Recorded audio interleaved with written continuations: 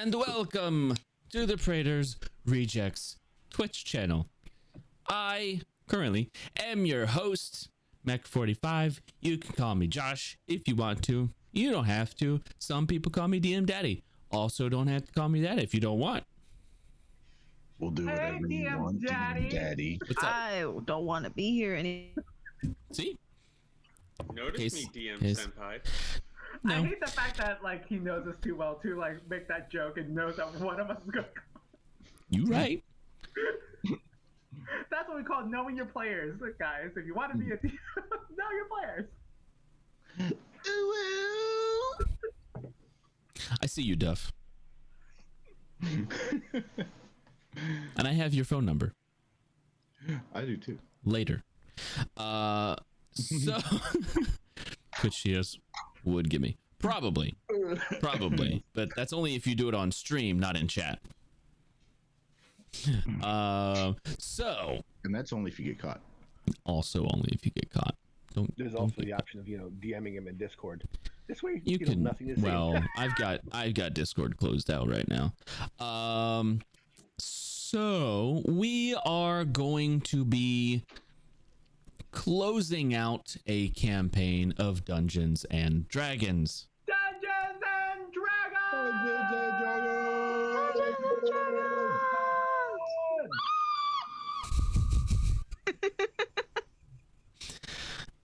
Today is our last session for this. We're going to take the first half of the show and kind of do our final bits of role play, see how the characters end their story arcs, of the story arcs that we actually see them closing. And then we have a special guest joining us after the break, and we're going to do a bit of a Q&A.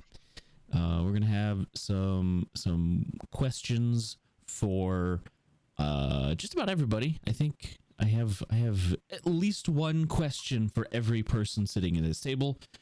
There are a lot. I have a lot of questions. Not all my questions. Actually, none of my questions. I asked none of these questions.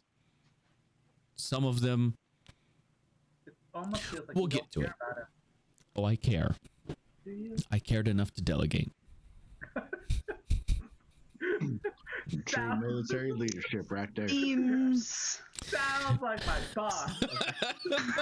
Hey, sounds like mine too. Eat the rich. Yep. So, I say that in my Fake it. Yonrin in character. Okay, go on. Technically, Yonrin is the rich now. last week, he's right. Last week, we left off with the party watching Michiko ride off into the sunset on her covered wagon as she was leaving Tomasenstead. I gotta get some music playing. As she was leaving Tomasenstead, and you guys were standing around watching, contemplating what you're going to be doing with the rest of however long you have. So, who wants to go first? Not it.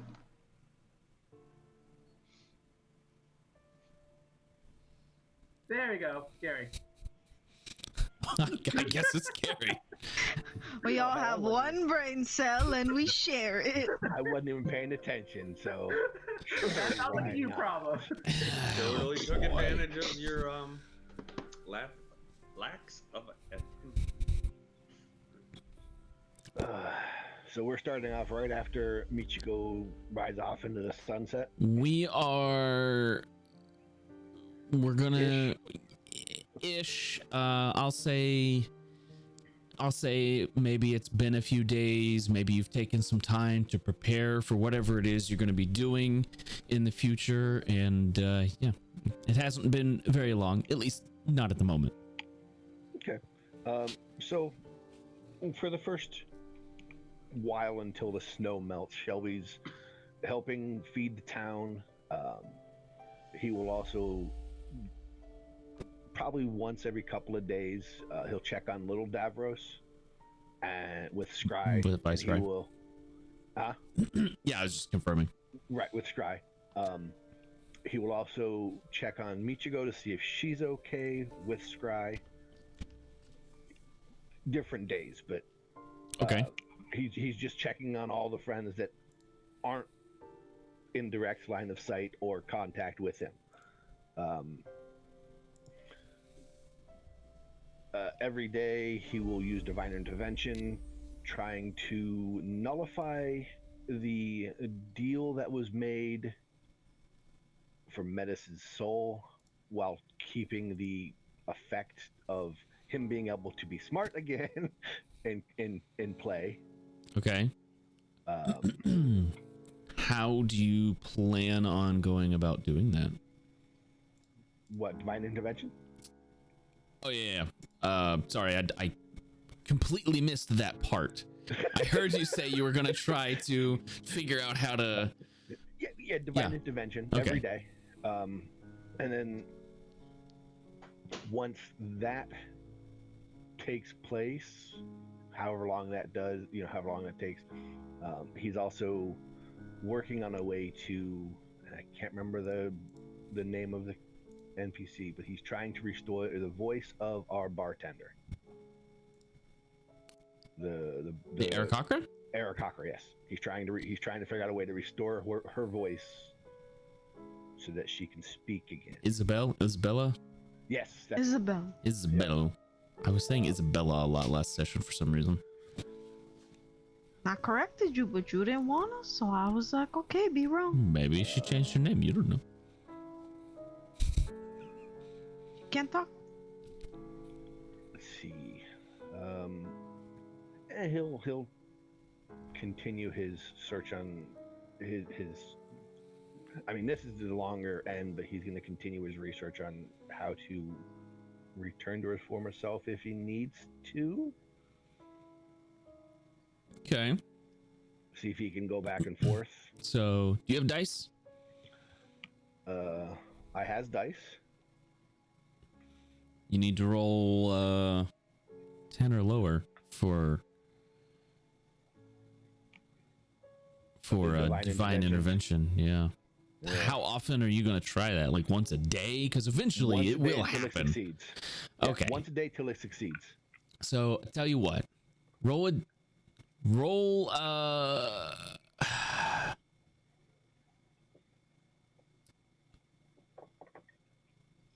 And then 7 days later he'll try again for the next thing. Okay. Yeah.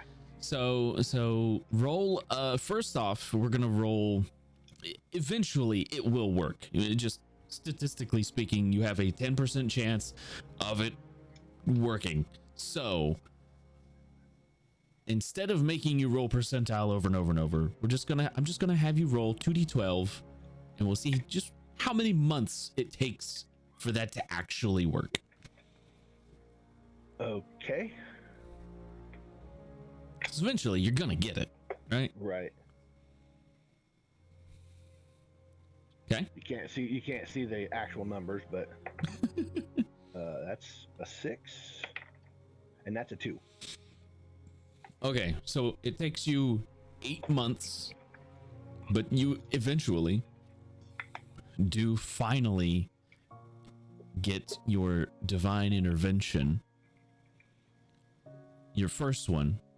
How are you going to word that? What do you want to happen? And if it's something that is out of their control, it might not happen, depending on. I mean, they could try, like even. Right. Yeah. So I mean, there is only so much that they can do, you know. Guest wish, but no, whatever. Well, I mean, Shelby doesn't have access to that ever. Yeah. So what are you wanting from Allhammer, right? Yeah. Yeah. he will beseech the Allhammer to nullify the deal that Metis made with the Name? Raksasha.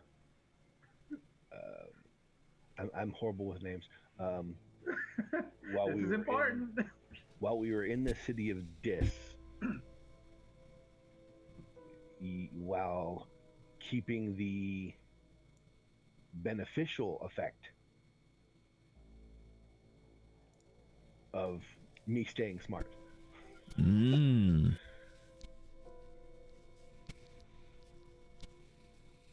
Okay.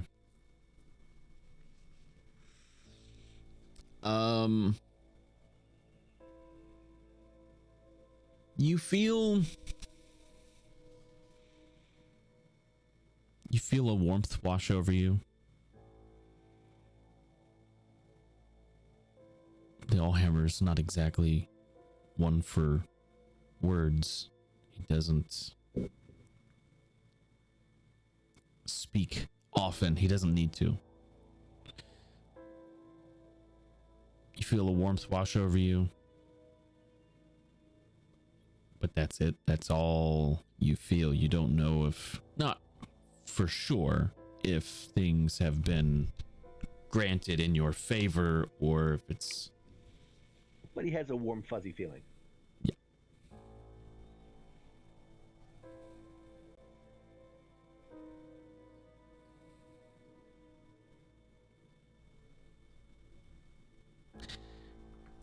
Yes. Okay. So he'll walk up to Metis. Hey, I think we're good. I don't think you'll have to go back in 12 and a half years now, or less. How long did it take you? 6 months? 8 months. Also during this 8 months, probably doing some adventuring to help with, the occasional goblin raid, that kind of thing. Just making sure that the city's safe and the surrounding towns are safe. So he's got a lot. He's always got a lot on his plate. It would be less than 11 years then. Less. Well, yeah. Thank you, but I told you I'm fine with it. You didn't have to use up your time. I mean, I just asked, the Allhammer, and I'm pretty sure the warm feeling that I got from him meant that it was a thing that he was able to do. Thank you. Thank you. And of course, I'll keep the party updated on what I see with, how Michigo and Little Davros are doing. Unless Michigo comes back. Okay. So over the course of those 8 months while you're scrying on Mini Davros,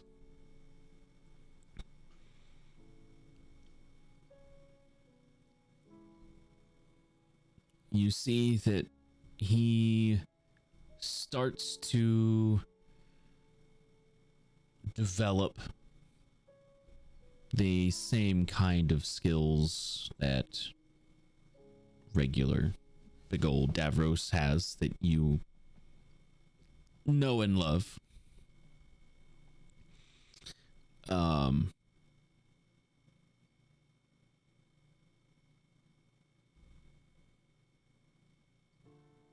One day, we'll say this is a couple years into the future. At this point, he's started to grow a little. He has kind of fallen into what you would consider the wrong crowd. This is from Shelby's perspective, maybe not Davros's. This boy is the same. I really want to watch Davros try to parent his younger self. I need No. to. But Define wrong crowd. rogues, assassin, thieves, those kind of people. Wasn't he with Yanrin's crew? How the fuck did he end up there? He was with Hesling's family. he was with Heslin's family, not Yonrin's crew. But at some point you scried on him and he was no longer with Heslin's family. Maybe he snuck out one night and they just never could find him again, but he wasn't there. You're not sure what city he's in. You don't get locations off of scries. You can see individuals and some of their surroundings. But he's in a city, a bigger city somewhere.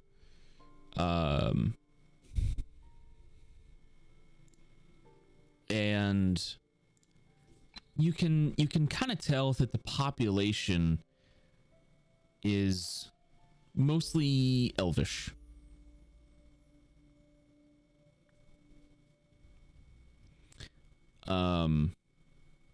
But he's fallen into the crowd of, you know, assassins and thieves and the typical roguey type of people.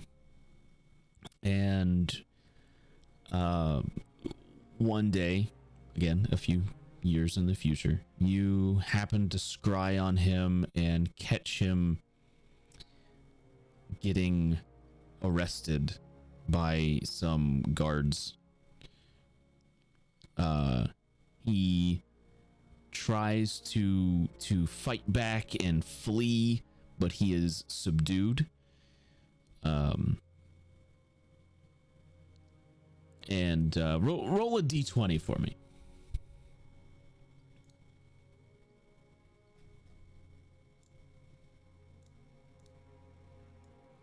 12. 12 plus your history. You see Which is like 9. 12 plus your history is that gives you a total of 17. Oh. Wait. You have a history Yeah, of plus that's right, 5. 5. Yeah. Because history is based off of intelligence. My intelligence. Yeah. Okay. So you recognize the symbol on the guard's armor through study. You've never been there yourself, but these are not just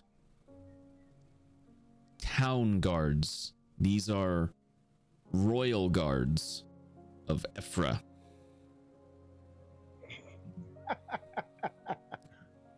And he has been arrested. Scry only lasts so long, so you only get a quick glimpse of what's happening, but that is we'll say, you know, since that's a few years in the future, that's the last glimpse you get of little Davros.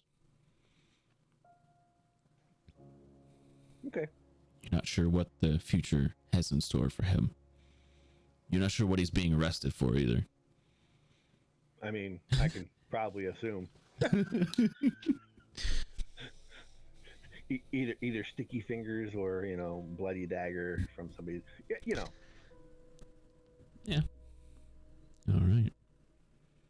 Well, Metis, you had a hand in Shelby's epilogue, so why don't you go next? Okay. I think for like pretty much the first year or so, Metis would just be training, trying to become a better fighter. Working with Yanrin, Shelby,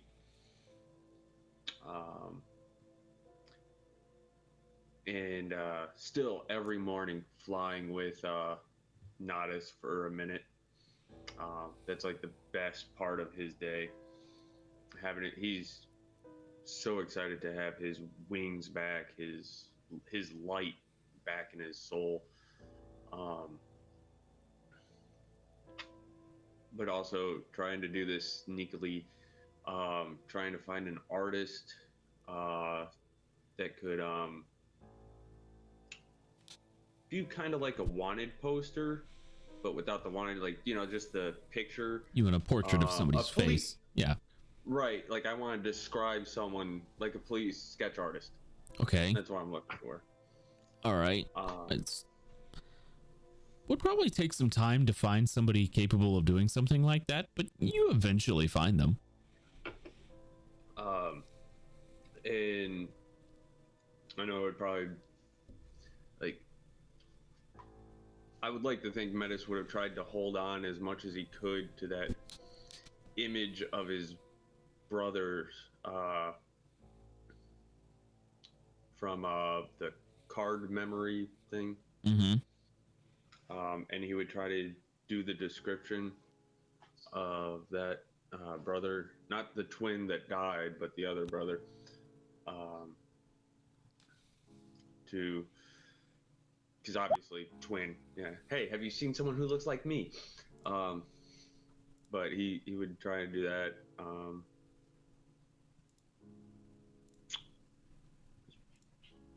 Then after a year of training and Shelby saying, hey, there's a good chance you're not going to hell in 13 years, Metis is gonna sneak out and leave the party. But he's gonna leave Nodis with Yanrin and them, just in case they get into trouble. Nodis can communicate with me and be like, hey, they need help. But Metis is gonna go look for his brothers and also just try and do some good in the world. All right.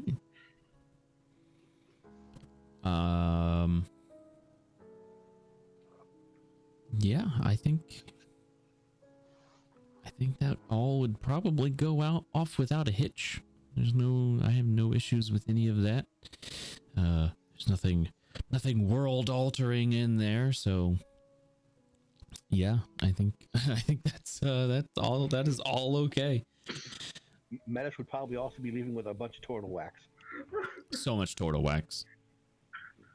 Like, Well, I whole changed my boxes epilogue. full of turtle wax. I dump it into the river. It's a Pollution. lot of healthy fish now. It's not pollution, Rude. it does help. All of a sudden, a goose just starts growing 3 heads. That's how the goose. You're on your own on this one. That's how the goose hydra was really born the first time. It was through Shelby's experimentation. Don't put that on me. It's canon. Okay. Yeah. I think it's pretty good. Michiko. What do you do? Okay, so going back to like when she left the city of Tomasenstead, right? On riding off into the sunset on her wagon, she would have. She was making her way to the Arcani, where her whole intent was. So after about, I think we said that it was like 7 days travel, right, Josh? To like Yeah, get it's about a week. So like about a week's travel, she finally gets there, and after arriving at the Arcani, like the first thing that she asks, maybe like one of her old professors or something like that, is Okay. she says to him, she's like, "Tell me everything you know about Zinnius and Amune." And Callback. she also has legend lore, the spell now. So yeah, I know, Josh, I know. So last week I also communicated to you that I wanted to buy like some stuff, right? Like, You did, so I yeah. would have assumed on like since I couldn't get into Mostenstead because resources were scarce, she would have like stopped by certain cities to like make sure she picked up the material components to cast legend lore. And she would have started off her research first with researching like Xenius and Amune, what she could find in the Arcani, because they were professors at the Arcani, right? They were, yeah. So she was going to try to find some kind of like a paper trail, or something a little bit about like maybe where did they retire to, or things like that, right?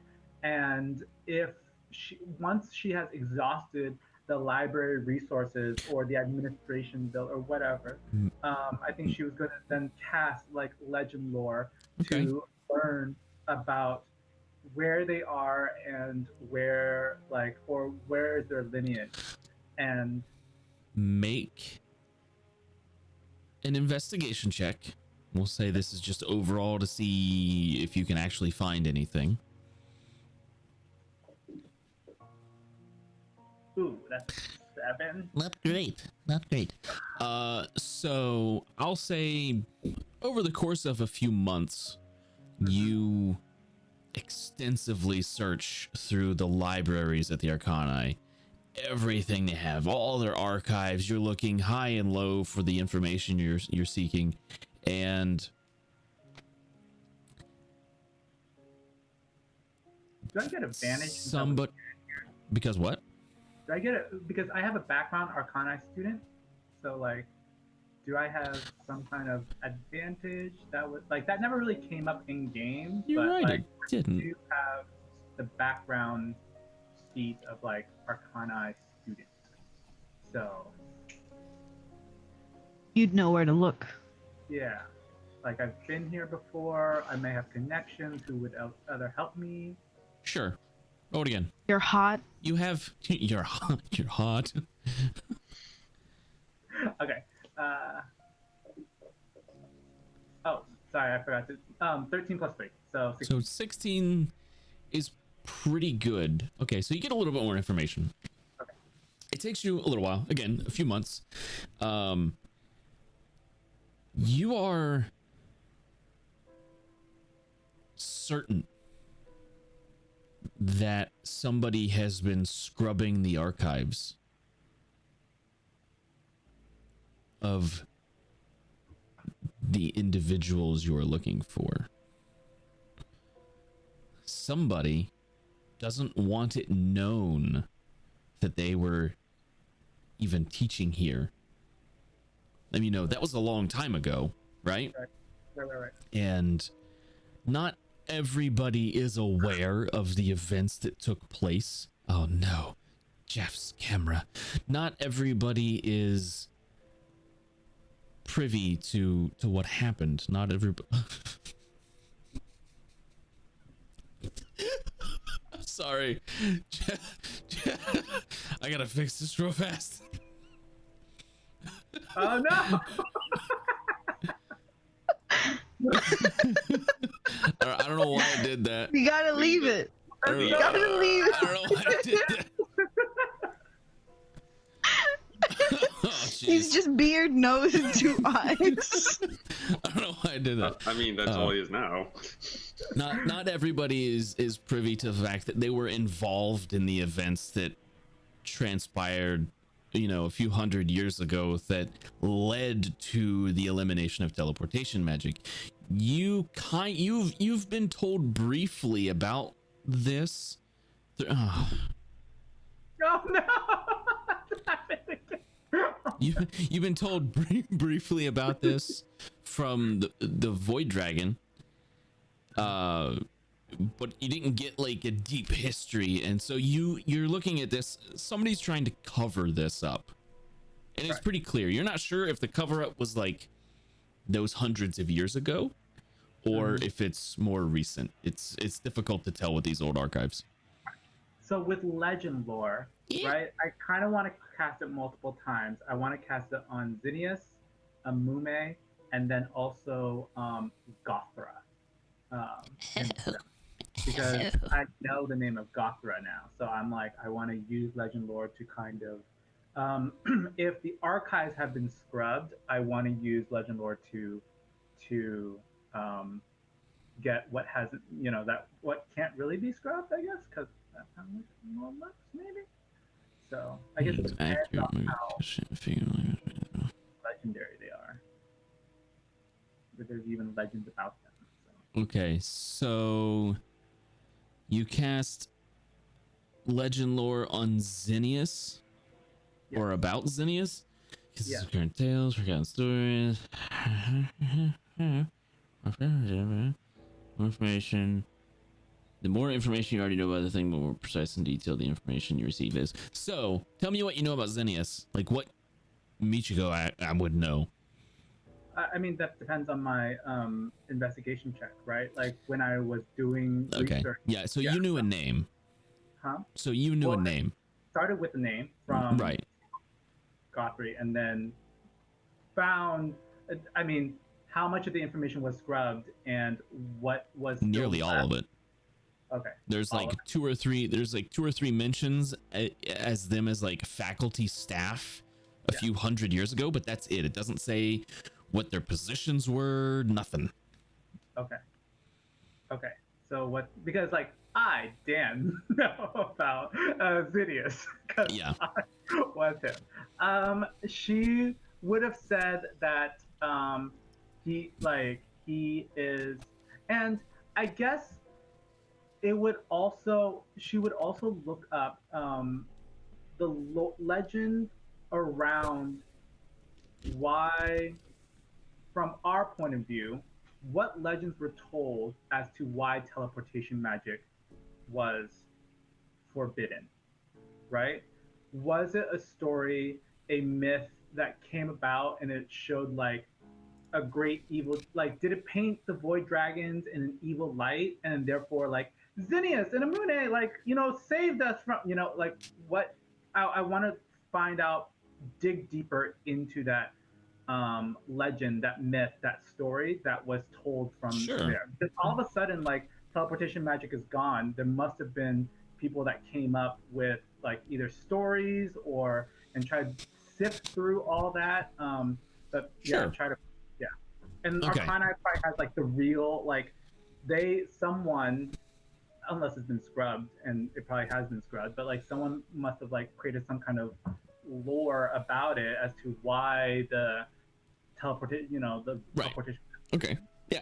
So you cast a spell on Xenius. Yeah. You find out that he was one of the first individuals at the Arcana after it had started back up that taught necromancy. If I remember correctly, he was a Gith. Yeah, he was Gith. Yeah. He was a male Gith. So he was out of place to begin with in this realm. Gith are not from the prime material. It's very rare to see them here, like, at all. Right. So a Gith teaching necromancy. Okay. So that's kind of weird to begin with. Man. Yeah, legend. It's a legend lore, man. Okay, so I like that's the reason why I chose it, and like this is the reason why I was an Arcana student. So you know that Xenius, Amume, and a few other professors from the Arcana were sent. Were sent to Mount Blood, a floating fortress over Mount Blood. You know that a battle ensued after they got there, and they fought the first void dragon to have been seen on the prime material plane since the calamity. okay. And you know, after that battle, that the two survivors, Amume and Xenius, made a deal with the dragon by threatening its babies. Yeah. So she's just like, dear God, we're the bad guys. So yeah, basically it's kind of the feeling you get, like the mission there, like the mission to go there, it was just to find out what was going on with the temple, you know, or the fortress, the floating island fortress there. It wasn't to, and you guys never really did figure out what that was. You were never told in character what it was. But you learned that, you know, Xenius, mostly Xenius. I think Amume was like, just come on, let's go, kind of. Yeah. No, this is Xenius like trying to be 100%. Xenius is the cause of the elimination of teleportation magic on the Primaterial plane. Yeah. I helped by destroying the fortress. You helped by destroying the fortress, but Amume said, let's go. During the battle, the fortress was destroyed. A lot of things fell from the sky, including some of our player characters, and they splatted on the ground from 30,000 feet in the air. Very funny. It should be on the YouTube channel. Yeah, by the way, It's that's on a the long YouTube. adventure. But for our viewers, that's actually a really great session. Go back and take a look if you're. It's really fun. It was Yeah. really fun. You can cast your own legend lore and like see what the details of what happened. Yeah, that is, yeah. Yes. So you learn that Xenius was kind of the cause of this, and then he and Amume return to the Arcani to let the dean there know what happened and to spread the message that, hey, we can't use this anymore or people are going to die. And people did start dying a lot. But it became known very quickly throughout the land that something's going on with teleportation magic. People stopped using it because a lot of people were dying from it, right? And like the message spreading from the Arcani took a while to spread around the world, but it eventually did. There was two branches of the Arcani. One of them's in Ephra, however. So the two branches are connected. It's the same school, but one of them's in Ephra. So like,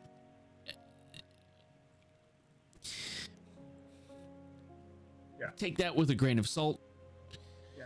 For those of you who know about Ephra being the elvish capital of my world, they're also racist pricks. The stinky place.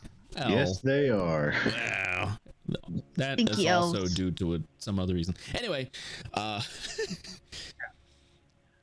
so yeah, you find out that Xenius and Amume are essentially the cause of the elimination of teleportation magic. You were asking about like descendants and all that kind of stuff. Right, because like Gothra was like it was communicated to us, I think, by Gothra that he wants Xenius and Amume dead, right? Mhm. But if they're already dead, then like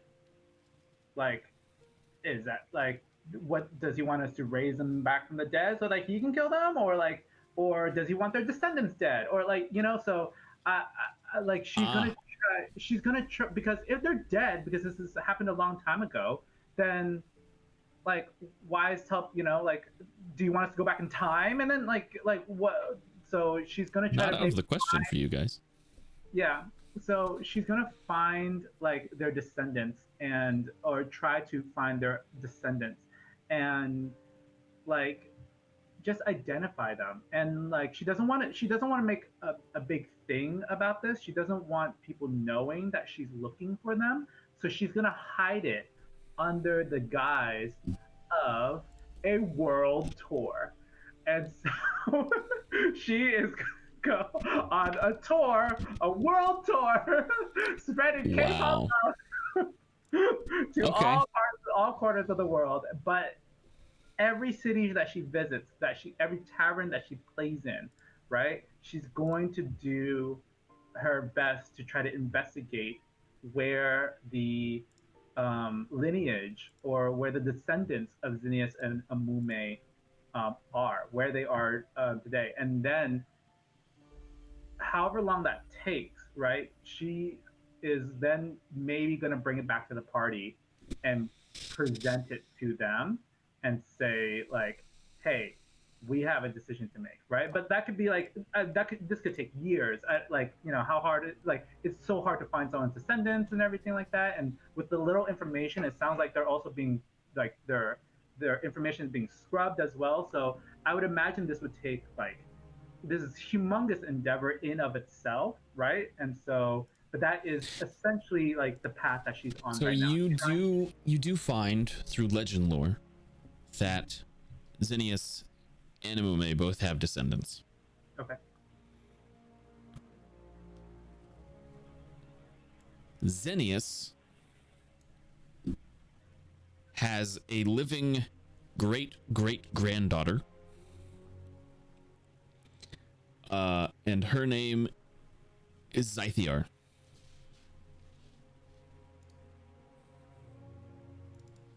Spell that.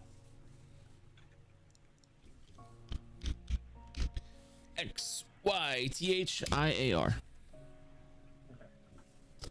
Got it.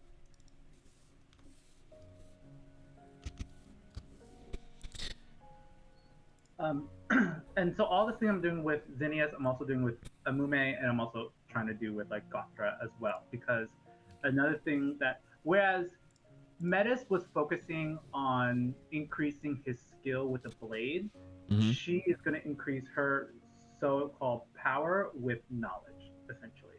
So she wants to try to find out all there is to know about this so that if we do decide to try to rectify this or make peace with the Void Dragons, we have the information to do so. Okay. With Amume. Amume has 2 living descendants.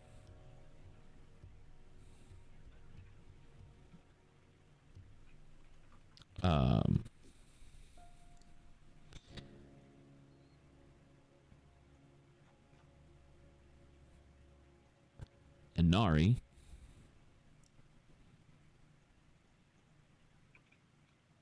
and Trisra.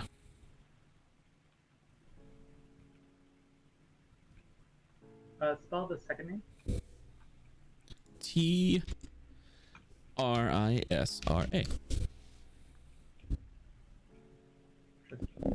And Inari, I'm spelling Inarri, or is that wrong? Nope, that's right. Oh, okay. So, yeah, so she's gonna try to like find Inari and Tristra, and maybe like not. She doesn't want to reveal her hand, so she's not gonna say like, "Hey, I'm looking for you because of because of who your ancestors were." She is just gonna like, if she finds that, she wants to get like a good knows what they look like so that she can find them again later and everything like that. That would take some time.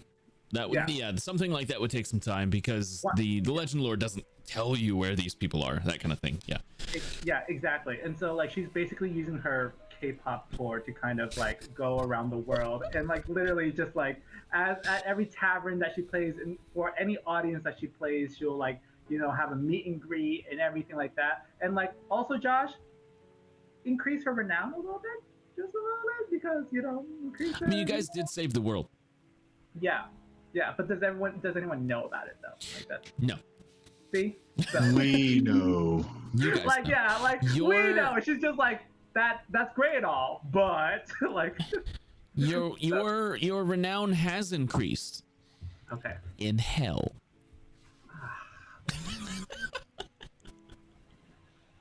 No. Anyway, That doesn't benefit. Infamy? No, not necessarily. I mean, Dissipator's very interested in you guys now. Fuck. Yeah. So she, she basically does all of that, and then part of her investigation is also Gothra. What has legend lore told me about Gothra? For Gothra, such a powerful being, I need you to make an Arcana check because he is protected from such things. Joke's on you. Actually, I think this would be an intelligence saving throw. Like you already said, Arcana. Okay, intelligence saving throw. Here we go. Yes. Yeah.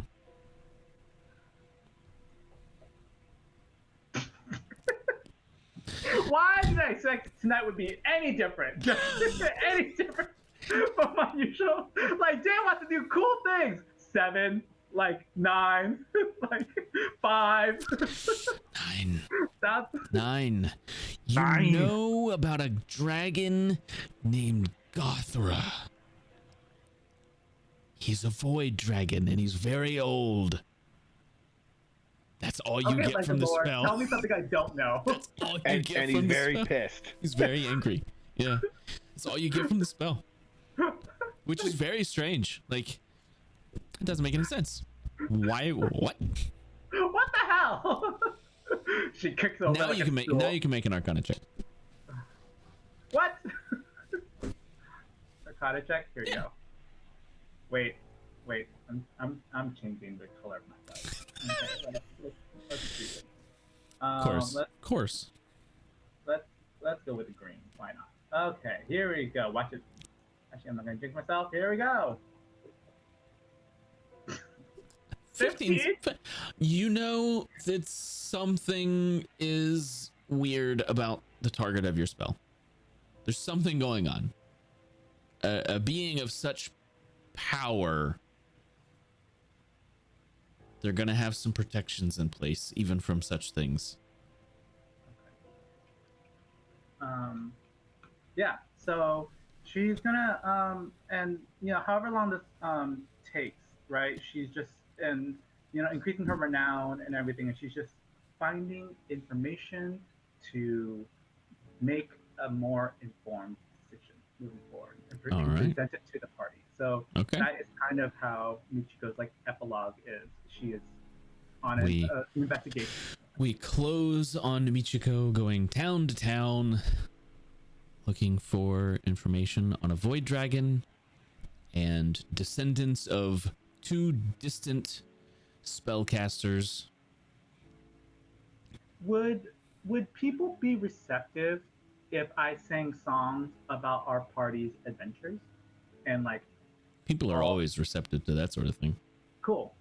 I'm gonna use that to like make my next hit pop song, and then K-pop song, and then use that to also help with like growing my renown, so that I can hopefully get into more exclusive places.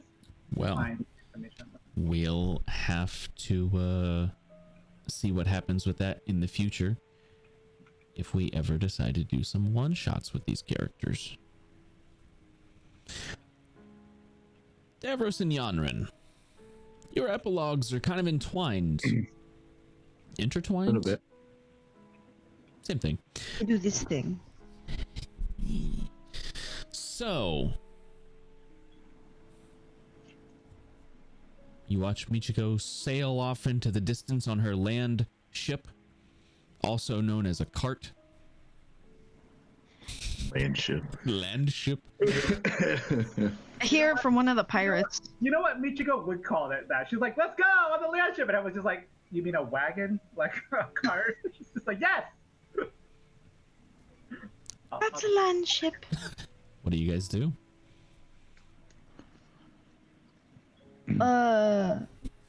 Hold on. I know what I'll do.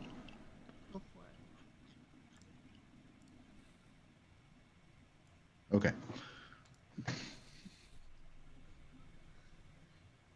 Same shark bait. Same. We'll get to Larry. Don't worry. Good old Larry. I pull out the letter from last season.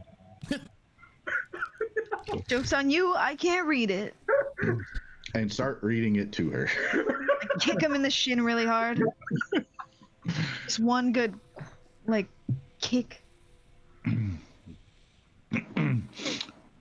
We watch Michiko sail off into the sunset. Sail. Sail. Sail. I turn and look at Yanrin. Landship. Lunch. That's what the pirates called it. Landship. Is of a land. Wheels. Yes, I'm quite familiar with what a cart is. A Never landship. called as a landship. But It's a landship. all right then. Well. Well, this has been a eventful day, hasn't it? You're still here, so that's good. Michiko's gone, but I'm pretty sure Metis is glad. Yeah, probably. Like, well. So what are we gonna do now? I know it's late in the day and probably no sense in getting started on the new place late in the afternoon. Well, I think we should plan for what comes next. I think if nobody is in the castle, we should take that and start setting up so that people can go for food, water, warmth, that kind of thing. Right. I'm sure eventually the crown will have something to say or do about the Well, castle. right now the crown is gone, Right. and the castle is open space, and people are kind of dying. So maybe they'll be understanding. But we're like, hey, we're keeping your citizens alive so that they can like worship you, because that's what you do to royalty, really, and it's disgusting. Hmm. But that's how you function, so I won't judge, but I definitely will.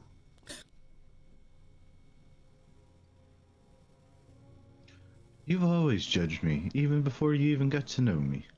Yeah, because the first time I met you, I'd already heard you pigging out at like 4 women. No. I was the one that gave you gonorrhea. It was the one time.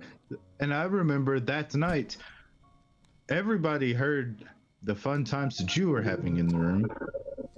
And somehow, I didn't get sick. Because you didn't get partnered up with a silver dragonborn. That sounds like a you problem. That sounds like you didn't do your research. It was for about an hour. And then a cleric killed me. Cured you. Killed me. Gross. Well, you know. But yes, I think that's probably what we should do until either somebody comes looking. And hopefully I'll be able to recruit some people. I wish to go out to sea again. But for now, we should try to stabilize what is left of the city. Right. I need to go check on something. I'll be right back. By the way, should probably read that rolled up parchment. Okay, bye. He takes off. Take the parchment out that I had. And I look at Shelby and I say, it's gonna be really sad, I'm sure of it. I can feel it in my bones. And I look at Isabel. I'm gonna kill him. And I open it up. Well, the first thing you would notice is this particular rolled up parchment is actually sealed. Who is it? Like, I'll break the seal. And Fine. you know that the seal that you see isn't anything that would be associated with Davros. What does it look like? It looks like the royal seal of Tomas instead. I understand now that it's the royal seal of Tomas instead, and I start grabbing it like it's sticky. Matters, can you come in here? Hold this. Huh? I don't want to touch it. Oh, And I break the seal and is then it pull it. Michigo's? No, it's royal. Oh, okay. As long as And I it's not don't- Michigo's. Okay, yeah. You still have to go to one of her concerts, but that's a whole other deal. No, I don't. She broke And the I deal. I'll unroll it. You unroll it, and it's the first thing that catches your eyes. It's full of very nice penmanship and filigree across, but you make out right away. To those it may concern in the matters of the crown. In the event that this letter is unsealed and sees the light of day, that means that I have met my demise. In the unfortunate event that this has come to be, the town and city of Tomasenstead will need some very stout leadership in order to pull the town from this darkness and return it to its former prosperity. I, Thank you. Duke Moldron, do hereby declare in the event of my demise that Yonrin Volithradianth take my place as the ruler of the town. You just got a town. Damn. You'll see Yonrin like let it go and go. I wanted to go to I'm sea. really mad. I I'm wanted to very mad. You can't let it go. I'm the one holding it. Oh no, I let go of the parchment so it like rolls up again. Oh. Oh, I'm so mad. Oh. And it continues on that that kind of sentiment for a while. And you kind of start thinking is like, wait, the Duke was an evil bastard. Yeah. Why would he do this? And then you start thinking the person that handed you the note and took off for a moment to go check on something is an expert at infiltration and forgery. Yeah, that's kind of where I was at, which is why Yonrin looks and he goes, "Oh, you bastard! I hate this. I mean, it's fair, but I hate this."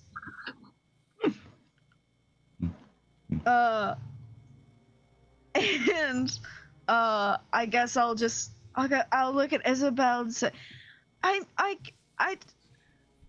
guess I'm the leader now, according to this forged paper. And then I look at Isabel. No, I don't like that at all. Oh, you cheeky. And You said you wanted to help the people of the town. Here's yeah, but not like this. I don't want to be a ruler. What do I look like a ruler? I mean, I think you can measure up to it. be a different type of ruler. These are very nice sentiments, but I am very worried. I don't know how to do math. You can pay people to do that, honey. Yeah, you can have other people do that. I can't be a ruler. I don't know how to do math. I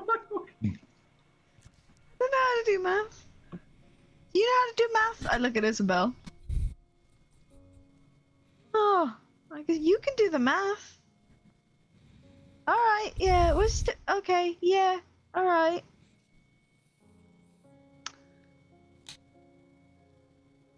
See, that's what I do, but then people get mad at me for doing that. They're like, "You're a grown person," but I'm like, it helps. I will. I guess I'll take the rolled up parchment and I'll put it in my jacket. Okay. And then after like reading that, the days or weeks that follow, we'll Obviously, We'll be like- came back like an hour later. yeah. She thwacks him on the head with the rolled up piece of parchment. Ah, what the hell was that for? You liar. Hi, have you met me? Yeah. That's why I hit you. And I mean, nothing yeah. says you have to act on that now. It was just in case they put somebody else in the castle that was even worse than Moldron. that's fair. All right. Well, I think the following weeks will be Yanrin sort of delegating to her pirates, and if the party is okay with it, sort of delegating to them what to do, sectioning off like areas that are like full of the dead, making sure that areas are made and So people are fed. it becomes very apparent how many people have actually died in Tomasenstead once the snow begins to melt. Because once the snow begins to melt, there's nothing keeping the corpses from rotting. Shelby. The smell is so bad. Okay. Where's a necromancer when you need one? You know, raise them up, have them dig their own graves, and put them in there. Bing, bang, done. I know one Not a from bad Faye. idea. You'd be very willing to come help. Right. Yeah, so it does become a problem. The dead and the disease that comes with corpses and things that eat the corpses kind of begins to spread around for a while, and that is something that any struggling city like this has to kind of deal with. But after a few weeks, once the snow has kind of melted down to where you can actually see the roads again, you would guesstimate that somewhere around half of the city's population perished. There were 30,000 people here. And that was just from the cold and lack of food. Okay. It's gonna take some time for the city to recover from that white dragon's tyranny. Okay. In that case, I will send Shelby, if he's okay with it, to like a different section of the castle where we send the more sick people to be cured, and anyone who has like the ability to cure diseases and things, just to sort of try to stop as many people from dying as possible. Just sort of have people in an area healing the more sick, and if we have a way of curing them without magic, that's also what we're gonna do. Okay. And Yanran will start taking on the responsibility of this, just because I took a class that I need to use, because if not, it feels like a waste. Yeah. Ding ding. That's why I did it. And yeah, I'll start doing that, and I'll tell Davros to collect as many orphans as he can. There is an orphanage here in the town. This is why, just collect them, make sure they're okay. Make sure that they're taken care of as well. Okay. We still never figured out what was going on down there. If we don't acknowledge it, didn't happen. Ask I me think in the it did. second half of the show. In the process of cleaning the bodies up, do I happen to find a dragonborn that was betraying us? You do not. Damn it. Okay. I'll use whatever herbs we can find in my herbalism kit to try Yeah, you and will. help. I have a little garden. And yeah, but your garden was outside. I plant inside. Oh, yeah. Just collect all my plants. Not a lot. It's just like Eventually, at some point in this, when you are trying to help the sick and the dying, and this happens to everyone, by the way. Anybody who casts spells, I should say.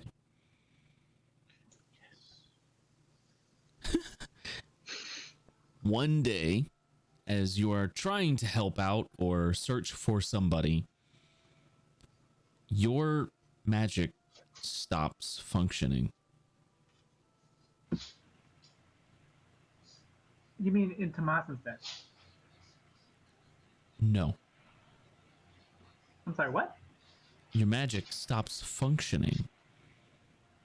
This is just a few weeks after, so the things we talked about still happen. Don't worry. Well, yeah, because divine intervention is not really magic. Well, It's an ability. Michiko is worried about her being able to cast her legend lore and all that stuff. Yeah. Oh And yeah, also, Michiko's by the probably way- ugly now. No. Also, by the way, she What do you mean uses now? mirror image. She also uses mirror image in her routine. Like she creates like these copy, and they Yeah. have like perfect secret. So like, One day, you try to dig down deep into yourself to pull that magic out, like you have so many days before this, and it just stops working. It doesn't answer your call. And this happens to everyone who has magic. does And not this- oh, no. Okay. This lasts for about 24 hours.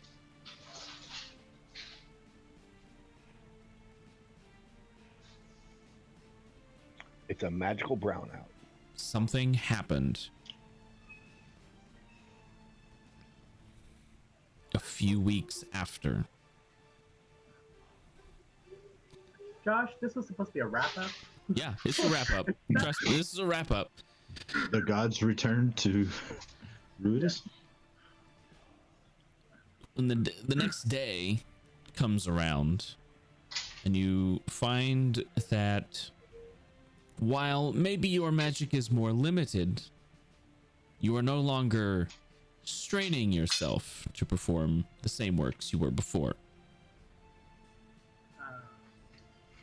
Yay. Something's happened. Spell slots are back. Yeah. Boo! You're not sure exactly what happened, but Oh. something happened. Oh no! I can't cast 9th level spells anymore. No, you cannot. Oh I can no! only cast 2 a Ah, day dang now. it! At least not until level 20. Ah no! Gonna be a Okay. while. So yeah, that happens while you guys are healing the sick and doing all that kind of stuff in Tomas instead. So while Michiko is at the Arcani, this happens. You can imagine the panic that ensues at a magical college. Yeah. and So she- we're no longer like, popping blood vessels as we cast magic. She would, Right. she would, she would be helping in that like instance and just trying to like, Yeah. calm people down and yeah. So, Davros, Yanrin, Yeah. I'm sure you and guys also, have more. Yeah, during that time, Davros, or while trying to help the town recover and everything, he's also getting the hideout up and going. The height. The hideout. Oh, the hideout. Yeah. It takes you a little while, a little bit of elbow grease, but eventually, it starts to look like its former self. Maybe some upgrades or changes that you make. Yeah, add some, took some inspirations from the quote quote tavern back in Komen. Add a couple extra rooms, add basically the poisoner's upgrade in there. So that can be a you know, what's the word I'm looking for here? Supply stream of coin. And also, you know, when I need poisons, I know where to just go get them because, well, I own the damn place. So. Right. But, you know, also sent through my criminal contact, sent word, you know, to Tomas instead and down to Pennington, where I guess the former the people that used to be here, to let them know that it's back up and operational and so on and so forth, this and that. So they're you know, more than welcome to come seek work or come help out. You know, they're welcome there. You know, I got background noise from somebody.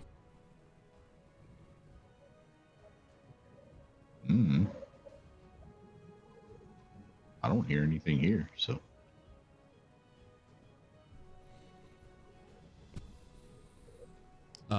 Okay.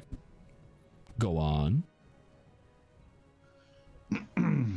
And so yeah, that'll be that for as far as the hideout goes.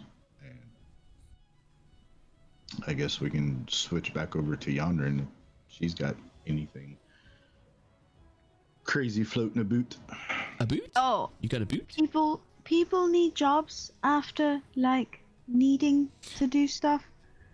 After like getting houses built and things like that. So after a while, like once that's done, Yanran will have her pirates put up posters recruiting people. Like if they want to join a pirate crew or if they want to help build boats. 'Cause she's decided that obviously this is a coastal city. Right. And she'll like tell the pirates to have people build boats, make sure that they have that kind of thing going on. She'll start feeling sick after a while, just like grossed out by certain foods. Yeah. She like starts eating some and she just goes, "Oh no, Davros, I think you've put your poison in my food again. What? I didn't know such thing. No. What? Have you poisoned me? No! I swear if you've poisoned me, If I was I'm going to hit you. you wouldn't know about it, and My food tastes like garbage." I'll push my plate over to him. but then how is that my fault? Eat it. It tastes like trash. No. Tastes fine to me. I think it tastes like trash. I look at Isabel. Does it taste like trash? She takes a bite. How long after is this? This is probably a few months after. Like 9 months? No, this is like a good like 6 months, like after, or like a good like 5 months after, like just making sure that everything's working, making everything function. Once Okay, so everything's she sort of doesn't- settled. She hasn't been divine interventioned yet. No. Okay, so she still doesn't have her voice. She tries the food and she looks at you like and gestures to Davros like what he's saying is true, like it seems fine. Oh. Like, Oh. isn't Although- anything. You can telepathically communicate with her via Yeah. limbo. Limbo. But yeah, but it has to be prompted by you. So Okay. I'll look at Shelby. I think I'm sick. Been throwing up a lot of food. She'll stop for a second. Oh no. I was gonna say, is it happening a lot like during the morning? And It is in fact, yeah. Yeah. Oh shit. I think you've got an idea of what's going on. I'm just Yeah. gonna, Just like, can you make sure? Well, it looks like you all have this in hand. I'm gonna go ahead and step You out. will stay right here, you son of a bitch! I look at Isabel to stop him. If Davros actually tries to leave, hold person.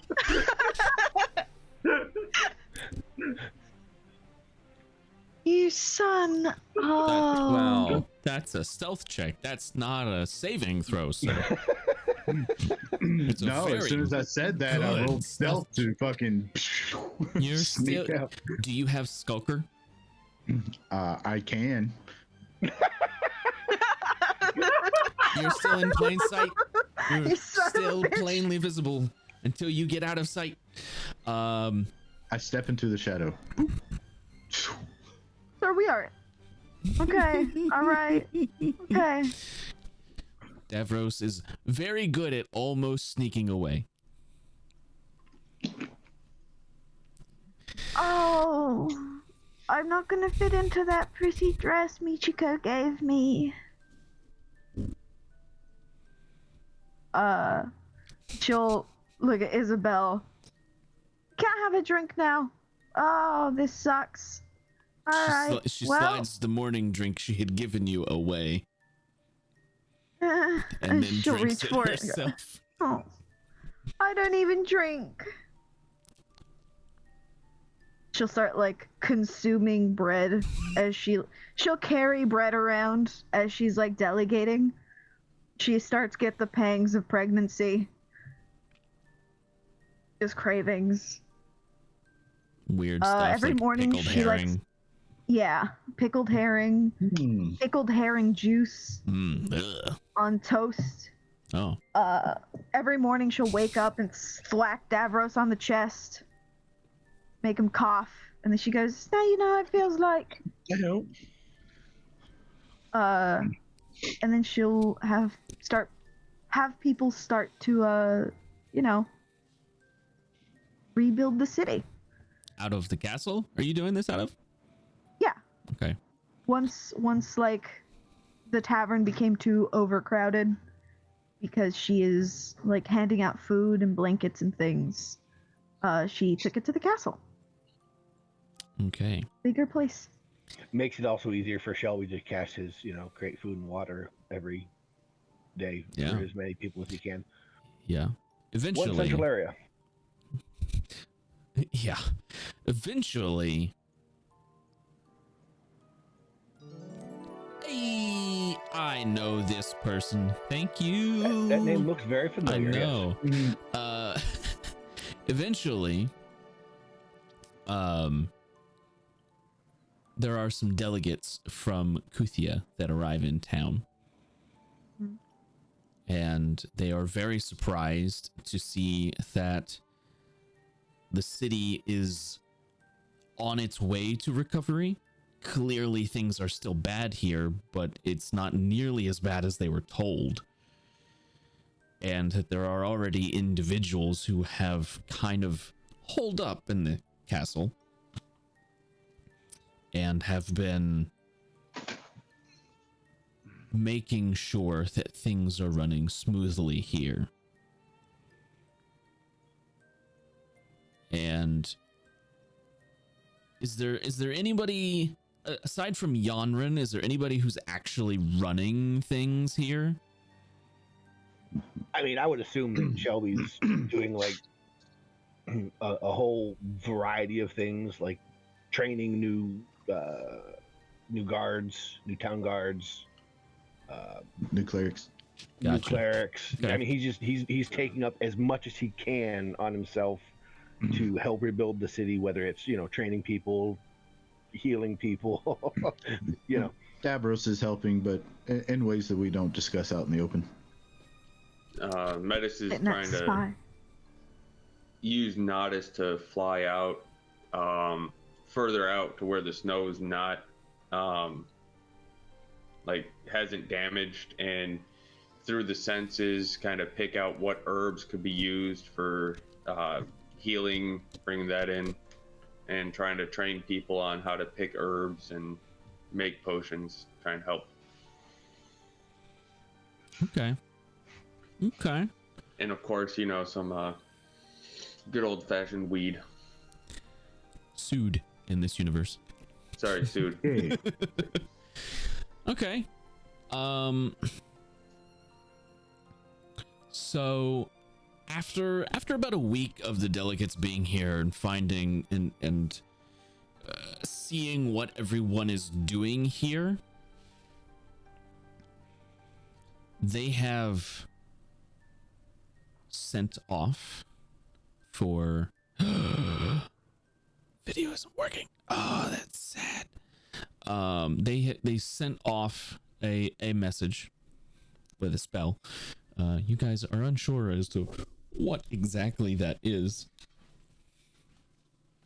but they have told you that they are in communication with the crown as to the situation here in the city. And they come back the next day with very official looking paperwork. Okay. And one of them, well, things could have been a lot worse here, and we appreciate everything that you all have been doing to make sure that those who remained are taken care of. You have shown a great deal of leadership in this instance, and the crown, while he cannot be here in person, would like to extend his gratitude and make your positions in the city official. Oh, that works. If you will accept. Yeah, but I really like the sea, so I may go out sometimes. The sea is Like- right there. Points Yeah. out to the bay. Yeah, just saying. Yes, I will accept. He stops and thinks for a moment. It's not my call. It's already been made. I like fishing. Oh, wonderful. Well, in that case, we normally have a ceremony for this sort of thing. Yeah. He pulls out it's a short sword. Please kneel. She'll look down at her belly like, I'm very sorry. You must. she'll like Hey, take him out to the Shelby? steps. She'll put him at the top of the steps and she'll go down 2 steps. Unorthodox, but it works, I suppose. I mean, I was just gonna say me and Shelby could pick him up. Yeah, it's kind of hard for her to He kneel in kind her of condition. taps you on the shoulders with the sword. In the name of the crown, I name you Yonrin Philithradianth, Duchess of Tomasenstead. Yay! You have this form, it's official, and this very pretty looking tiara. She'll put the tiara like on her neck. Sure. Either way, you are Sorry. the Duchess. It is up to you as to how you wear the official jewelry. Right. There's one for a Shelby. She'll pull back. Shelby! That's me. Oh, he's right there. Shelby, please kneel. If I you pull will, both legs in. Has no knees. The turtle. turtles. Just pull your legs into your shell. That's what I did. He taps you on the shoulders with the sword. In the name of the crown, I name you the official healer of the city. High priest. High priest. Yes. Sure. It says healer on the form, but you can call yourself the high priest, I suppose. I'll call you the high priest. And you are expected to perform all of the duties of such an individual. Here you go. And have this sash. He It's like too small 'cause kind of she's drapes pregnant. it over your shoulder. It's too small. It's just like holding him up like this, kind of. Wonderful. Looks great. I'm not much of a necklace wearer, but I mean, I guess. Yes. Well, I don't have any other forms, but if you have, as Duchess, you can now knight people if you wish. Oh, that's nice. You can appoint people to official positions within the city. Shelby's position here, while it is the High Priestess of Tomasenstead, it is a position of the crown, much like yours. So while he does work with you, he is not technically under your employ. He's under the employ of the crown, if that makes any Right. sense. But you can Yeah. appoint other people in positions for the city as you wish. Can I like fix textbooks? What do you mean? Like for schools here, like the textbooks, I need to write those, right? Like we need to. Can I So- confirm facts in the We textbooks? normally have historians do that work. Okay, good. All right, that works. Do you require the aid of a historian? Yes. But I will look for one. It's okay. Oh, yes. I'm if sure you we have some in the find, city. if you find, he kind of stops and thinks about the probability of the historians dying in the city. I'm pretty good at history. Oh, wonderful. Well, you can employ Mr. Shelby. Yes. Sorry. Just a question. Oh, no, you're fine. Well, that's. You all have a wonderful evening. Celebrate if you like. Oh. If you require, the crown can send troops here to fortify the city until you are feeling able to enforce your own law here via your own military or police force. That is Davros entirely. pops up right behind him and just says, "That might be a great idea." At that Oh, moment, don't. He's a shadow. Shelby uses thaumaturgy, and he goes, "Dan Hut!" And like all the people he's been training come up. Okay. Yeah. I think we're Oh. okay. Slightly impressive. There's like 15, 20 guys who like come up and stand at attention. Like, you haven't been training them for very long, so they're a little disheveled at the sudden call to attention, but they get there. I mean, it's a start. I mean, I only just started training. Right. No, They're doing good. it's understandable. It's like day one boot camp. Nobody knows what the hell's going on, but they eventually get it right. I'm going to go with my colleague. You now have things in hand, hopefully. Again, if you need assistance from the crown, you can send a letter or have somebody send a message I mean, I can do via the that too. sending spell. I as high priest, I imagine you would.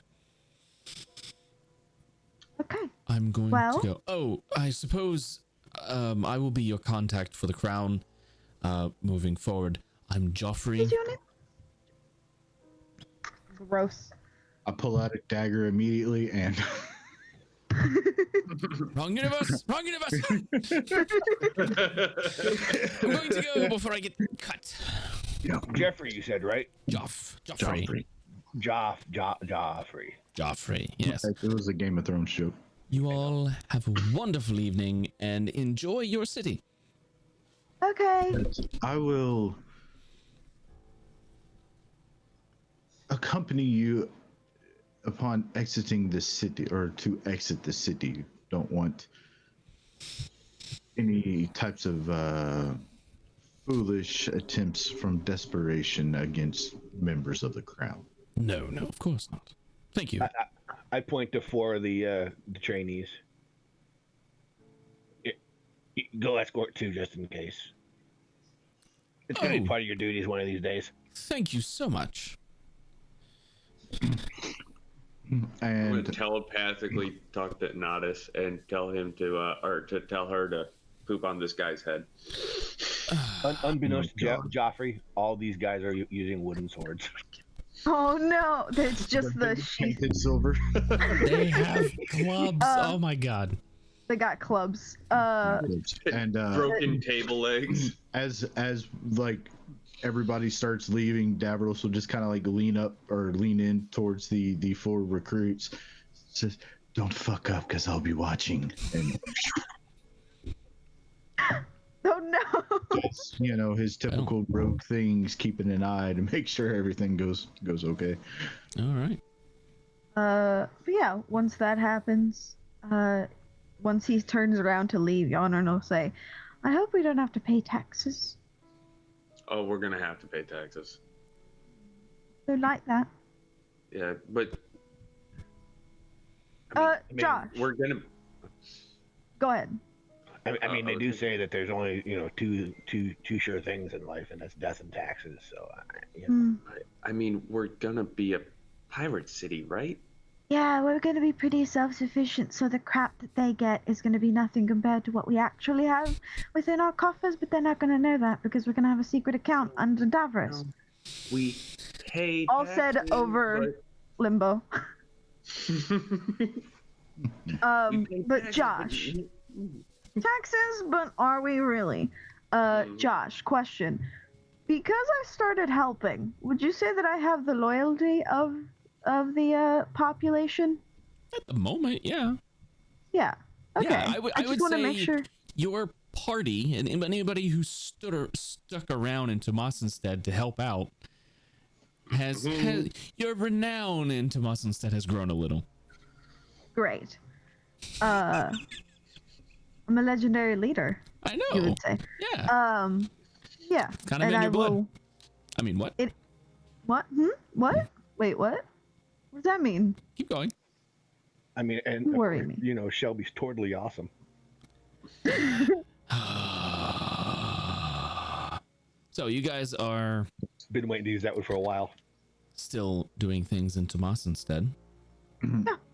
Right. Davros will head back. No, Duff. Nope. You must stay. We'll head back, I guess, to the group or wherever the group is, to Yonrin. It's like, well, congratulations, Your Majesty. I think it's your grace, but thank you. She's like waddling around. And she's like not graceful. Yeah.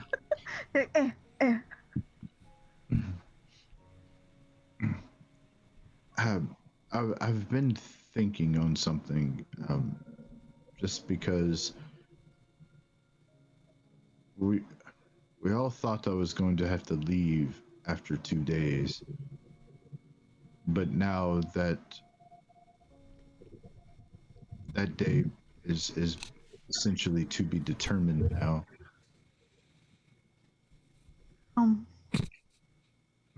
I was thinking maybe we should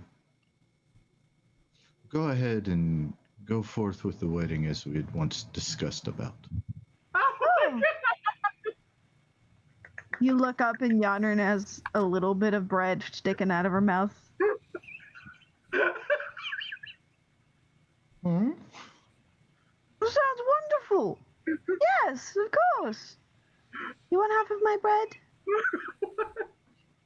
Is it that dang old turkey bread from over on that demo pirate? It is turkey bread, yes. I did get it from the pirate island, yeah. Oh, hell yeah.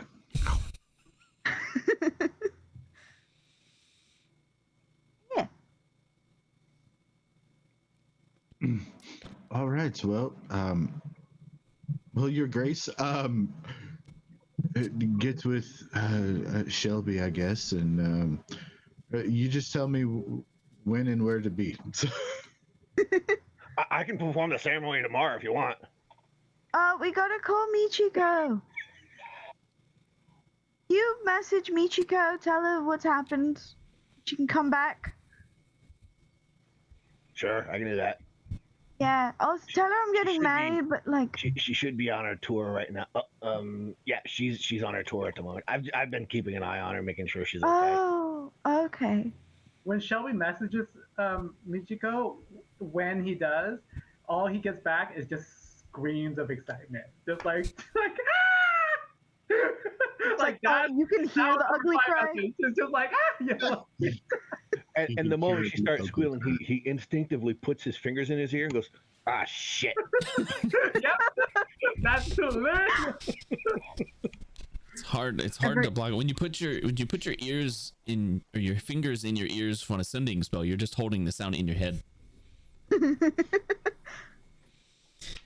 I keep plugging my ears, but it keeps getting louder. So, Michiko, I assume you make your way back to Tomasenstein? Yeah. Yes, I do. Okay. Hold on. As she makes her way into the city, I'm good. Like, I assume it's been a month or so. I'm gonna have like a little ceremony for her coming back, just to make her feel grand. Because I know she would appreciate it. Yeah, I was gonna say the moment she walks into town, I was gonna have the guards stop her and just be like, "You are under arrest for crimes against the crown." That's what I was going to Oh, that's a good idea. By the way, this is the party planning, like how to mess with her. Hey, Dan, just unheadphone or whatever for a second. We need to talk without you. We have 18 minutes to break, just so you guys are aware. As soon as he's arrested, the guards take him to the bachelorette party. That works. Yeah. And it's held in the tavern, our tavern. Gotta be. Yeah, of course. But she's blindfolded, so she doesn't know where she's going. Well, here's the thing. Given how much renown she's getting going on tour and everything, she pulls a full Karen on the guard. What the hell do you mean? Like, I am under the arrest. Under what charges? Hi, Go on, you Karen. We have silent? access to the silent spell. But yeah, I'll meet Michiko, just like crown, gown, like couple guards. Isabel, by the way, Legal becomes my 7.5 deputy. belly. Baby bump. Baby bump. By the way, we didn't tell you about that. Yeah, no, yeah, like I already had a wedding dress ready for you, and I saw you, and I was just like, oh, like.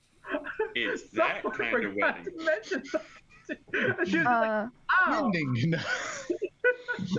And so, Isabel is my deputy. She's hanging out with me, making sure nobody murders me. yeah, can Isabel talk at this point? No. Yes. Yes. Yeah. Yeah. She can now. Okay. Oh, yeah, I'll say it's been long enough. Okay. I'll offer her bread. Yeah. Thank you. And I think, Caca. yeah, depending on how long it has been, at this point, Josh, would I have identified the descendants of Xenius and Amume? Like what they Yes. look like and like where they are. So Well, maybe not where they're at. okay. But you've got names. I would say you know what they look like. Okay. So, the one of them, of Xenius, Mm-hmm. looks like a Gith, like you would expect. Okay. However, Amume,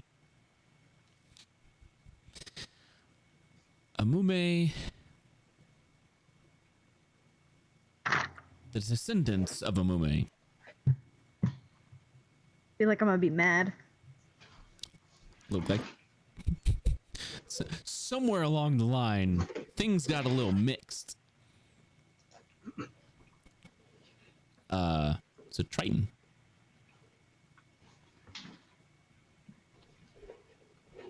Both of them. Mm-hmm. Okay. Maybe that's why you never found your mom. Where'd my mom go, by the way? You don't know. What's up with her? You don't So know. I guess Eat that if, bitch. if the guards, after Michiko's Karen moment, right, and to the bachelorette party, then seeing that Michiko sorry, not Michiko. Yonrin is pregnant. She has like a team of stylists and designers and like people. So she's gonna be like, okay, we're gonna redo the dress. Like it won't work. By the way, she also has outfits for all of Davros, for all of Shelby, and for Metis and Nodis as well. So she has outfits for all of them. Yeah. So yeah, and but I'm debating whether I should save this. She's debating whether she should save what she's discovered for before or after the wedding. I think she would probably save it for after the wedding. So like after the ceremony and everything has kind of gone back to quote unquote normal. She's gonna call the party for like a meeting and kind of share what she has learned. In addition to like there's something wrong with the world. Like there's something that has happened in the world. Like Shelby, Metis, I'm sure you felt it. Our magic is not once what it once was, right? If anything, we are now like at only a fraction of the power that we had access to before. And so she doesn't know. And so, yeah, like I don't know if those two things are related. And also, Josh, I guess if Michiko knew that Xenius's records and Amune's records were being scrubbed, someone is scrubbing them. Like a person, Somewhere along the line, yeah. a person, an organization. So she is going to like also let that out, and she'll look at Davros when she says this, and she's like, "Is there, like, can you reach out amongst your network and see if you can find someone who would be capable of doing something like this, scrubbing records of a Arcani professor to a point where like no information can be found about them." I mean, I can certainly try, but from what I know of the Arcani, this sounds like it's happening from someone within the Arcani. Yeah, and she's like, "Yeah, I figured as much." But we can do the whole I'll put the wedding. word out. Yeah, but anyways, so that's something that she would have shared, and a question she would have proposed to the entire group, like after the wedding. And I don't want to fast forward the wedding if you guys don't want to. We should definitely go back to the wedding. You guys prepare for the wedding. Yep. Shelby will look at Michiko. I really appreciate that, but I have my own thing I gotta wear because I'm the one that's performing the ceremony. Oh no! I know. That's why your outfit is literally just like a pin, like a flower pin. Like Michiko knew exactly you would say that, and she's just like, "Yeah, all I prepared for you." Like Metis has something that's like awesome for him, right? Davos has something that's like dark but still very classy for him, right? Like Yana looks radiant and everything like that. Like even Nodis, if he's up for it, has like a little bow tie and everything. But for Shelby, Nodis is a female. She's wearing a dress with no backing, so her wings can come out. Yeah. So yeah, I like Beautiful. a flower crown for Nodis. But for Shelby, she's just like, and for Shelby, if she holds up like a pin with like I think it's a lily in it. It's like that's literally it. Like to pin onto his chest. It's like there you go. As it should be. Yep. Okay. Like Well, the next day rolls around, the wedding commences, and during the ceremony, Davros, that same cloaked figure that you saw step into the tavern with you, is now standing at the back of the room, wherever it is you're having your wedding at. He's standing in the back. For you, he's hard to miss. Nobody else seems to notice him. Right. And this is during the ceremony? Yeah, he's just standing in the back, leaning up against the wall with his arms crossed. All right, I'll I'll keep an eye on him and continue to, continue on with the ceremony. And when it kind of, I guess, hits like the reception part of it or whatever, I'll pull Yonrin to the side. I say, dear, I believe I may have some bad news. Get the clap again? No, there's no. You're not the Silver Dragonborn, are you? Yeah. Okay, very well. I believe she's calling upon my services. Very well. Well, return safe. I will do my best. I don't know what's going on, or I don't know any details, but I'll try to get back as soon as I can. She will give him a big hug and give him a big smooch. And, she'll cry a little bit, but she'll go, well, when the other woman is a god, you kind of have to let it go, you know? Right. I'll Right. so can. Bye. And goodbye. And I will approach the figure. So, glad you could attend the ceremony. Didn't want to interrupt. I appreciate it. I assume she calls upon our services, or at least mine. She does. Right. Well, do you have any information, or will she pass that along herself? I'm not sure how this works.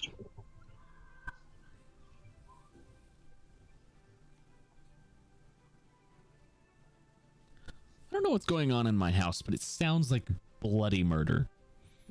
I thought you were just Children. being character Yeah. and looking towards the Yeah. goddess. Sure, we'll go with that. I'll tell you on the way. Sounds like a plan. Just let me go grab my gear. And he takes off. And we fade to black on the wedding. Mm-hmm. And we pick up a couple years later.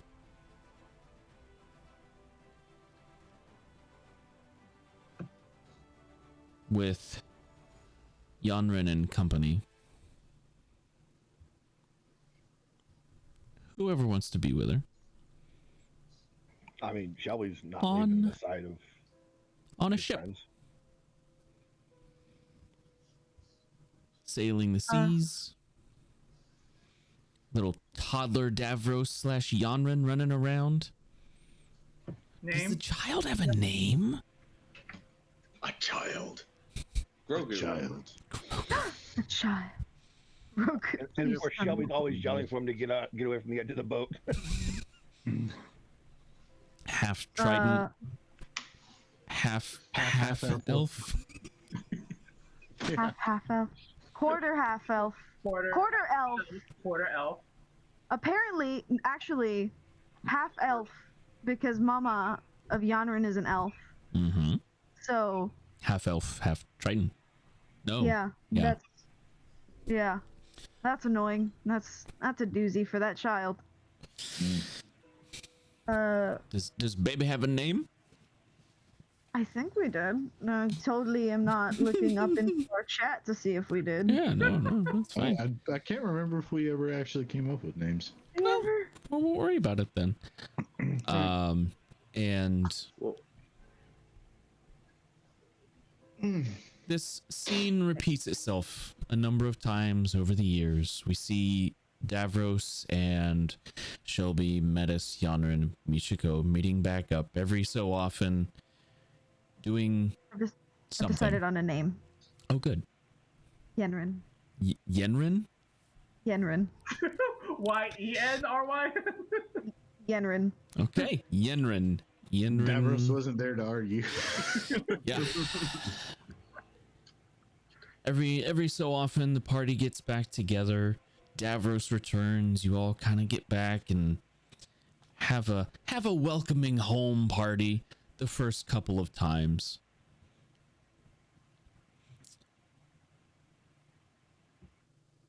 And over the years, Yenrin starts to grow up. The party starts to get older. And eventually, one of the times that the Raven Queen calls upon her champion, he doesn't come home.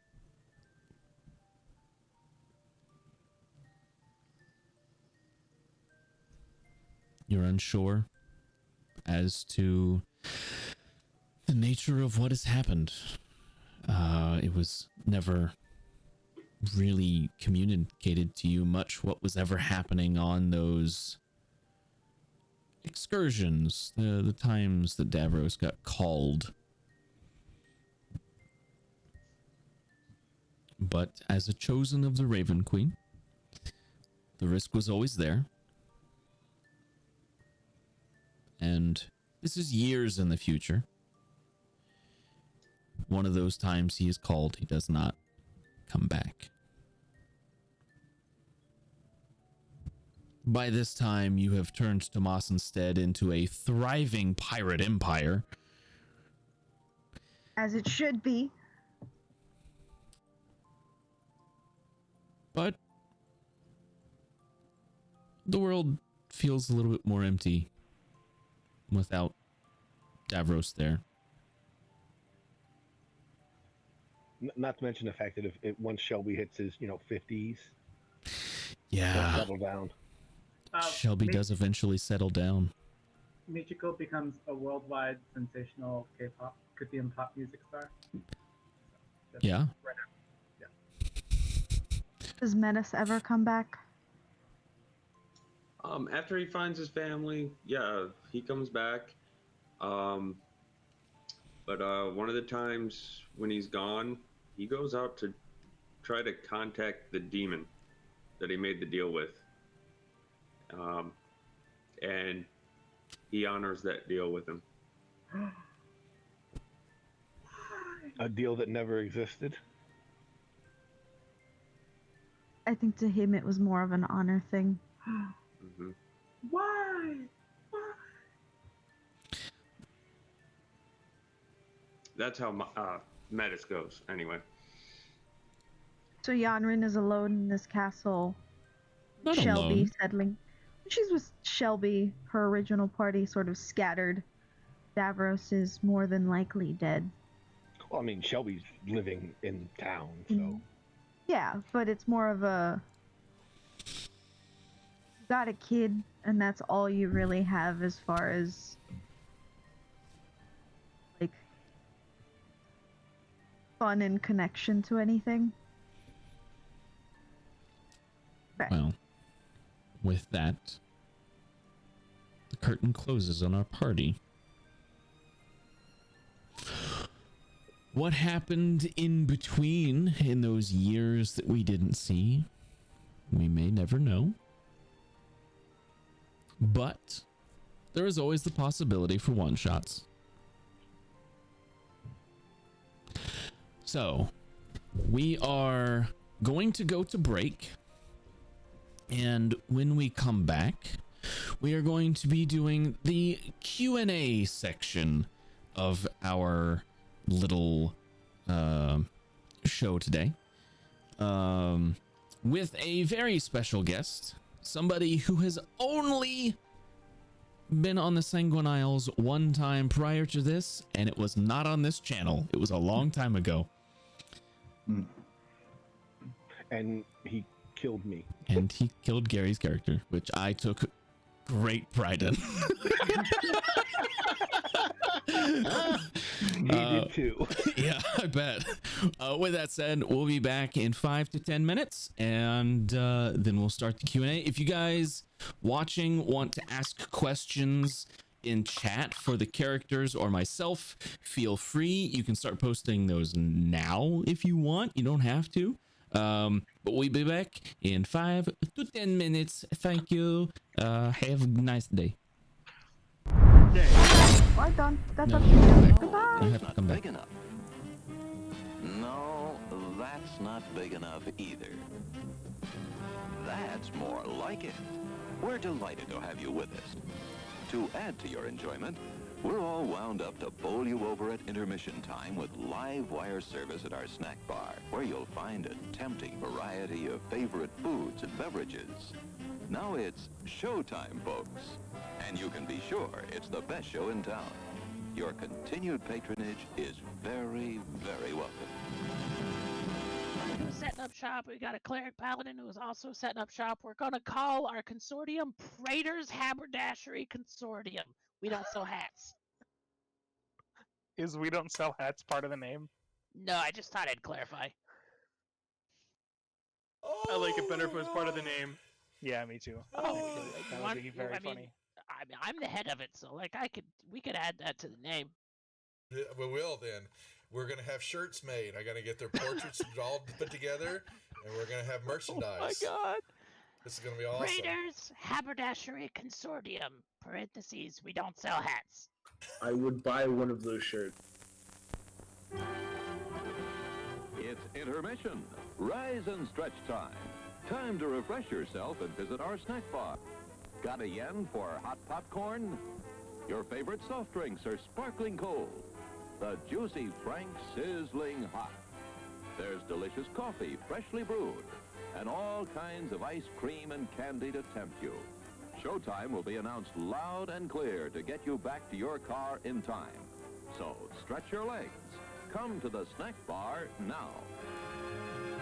They don't really apply to level 0 characters. They don't? Okay. All right. So then I won't grab them. I thought that crit might be that extra one. Okay. So here's the regular damage. Oh,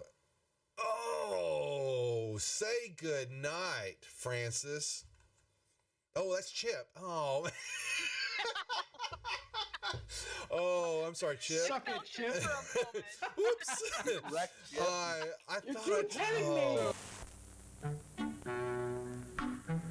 I'm sorry, sir. This is a private mountain. But I only wanted This mountain is reserved for patrons. But it's a supply depot for all sorts of good things, which people can get at the snack bar.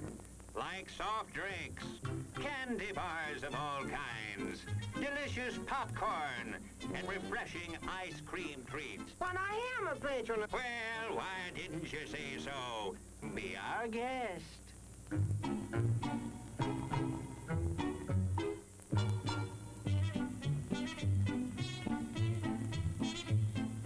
Through, and you're kind of at a point where you can't really wedge your way in there anymore. You're like, here, boy. Here, boy. Come. Here, boy. You can do it. Come on.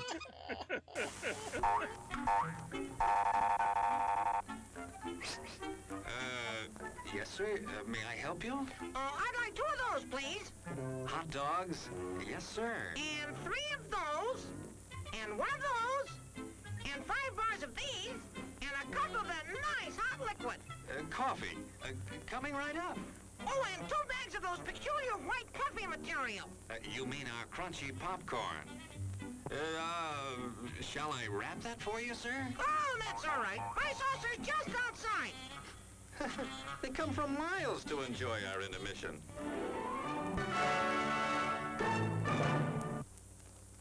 I'm terribly sorry. Bjorn, you explode, and in your place is a sweet roll.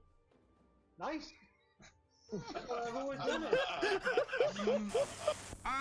Hello there. Give the demonstration of my new invention, the goodies machine. The machine turns out delicious hot doggies one after the other.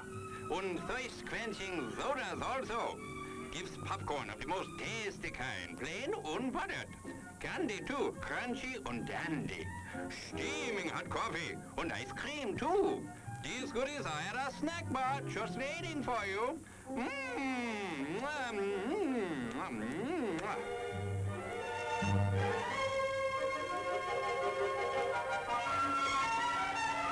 Private messenger. And do you know how to do that in Facebook? I mean, in Facebook, whatever. What the hell? What the hell? What the hell? At least Facebook is still around Wow. hundreds of years into the future. Why mess with a good thing, Go ahead right? and clip that one, guys. You can send that one to me later, too. Thanks a lot. As everyone knows, rainbows usually have a treasure at the end. Let's follow this one and see if we can find the pot of gold. Brother, I suppose you've come to claim me treasure. Well, we'd like to see the gold first. Ethan is better than gold in here, me lad. No, just look here now. Candy, refreshing soft drinks, popcorn, ice cream. Well, that's some treasure, but anyone can buy luscious treats like these at the snack bar. You don't tell me. Do you suppose you could get me a job as a snack bar attendant?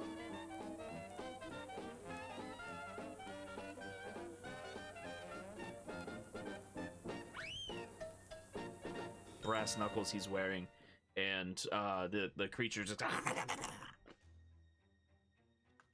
How did the creature go?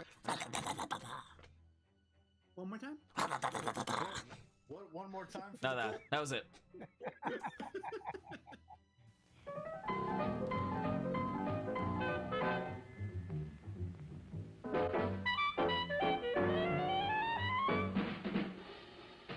Like you crave that corn when it's freshly popped, you gotta beat it to the box with the butter on the top. Get with it, man, start strolling down to the sweets that set you rolling, the best in town. Our candy's real gone, if I'm understood. To all you squares, that means the confection is positively delicious. Cork that stuff, give me 5, let me send you into this nutty jive.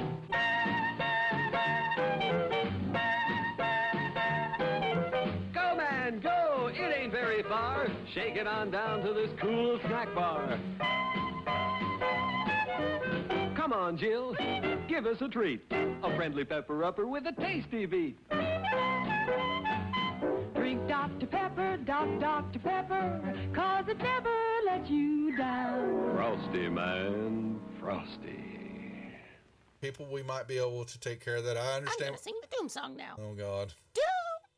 Doom, doom, doom, doom, doom, doom, doom, da doom, doom, da doom, da doom, doom, da doom,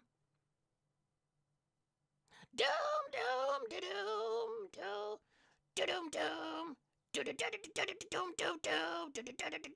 doom, da doom, doom. Doomy, doomy, doomy, doom, doom, doom.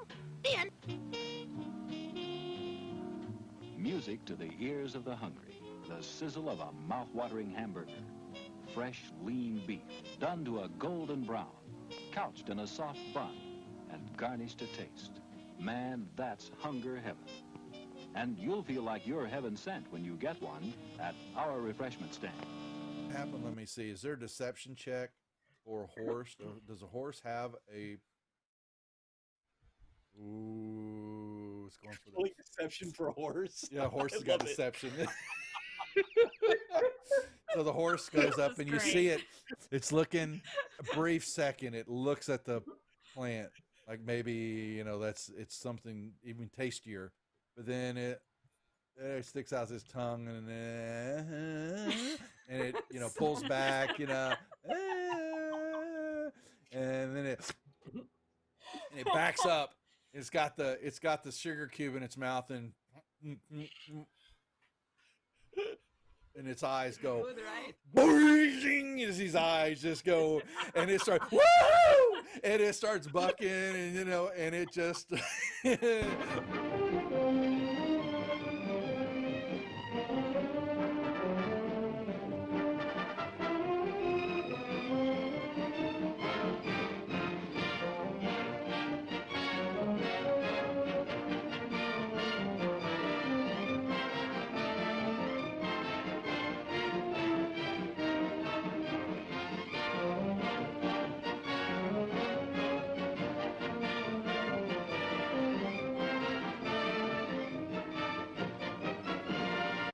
and he was looking at something in his hand, and he is standing up, and he grunts out, "Who the F are you?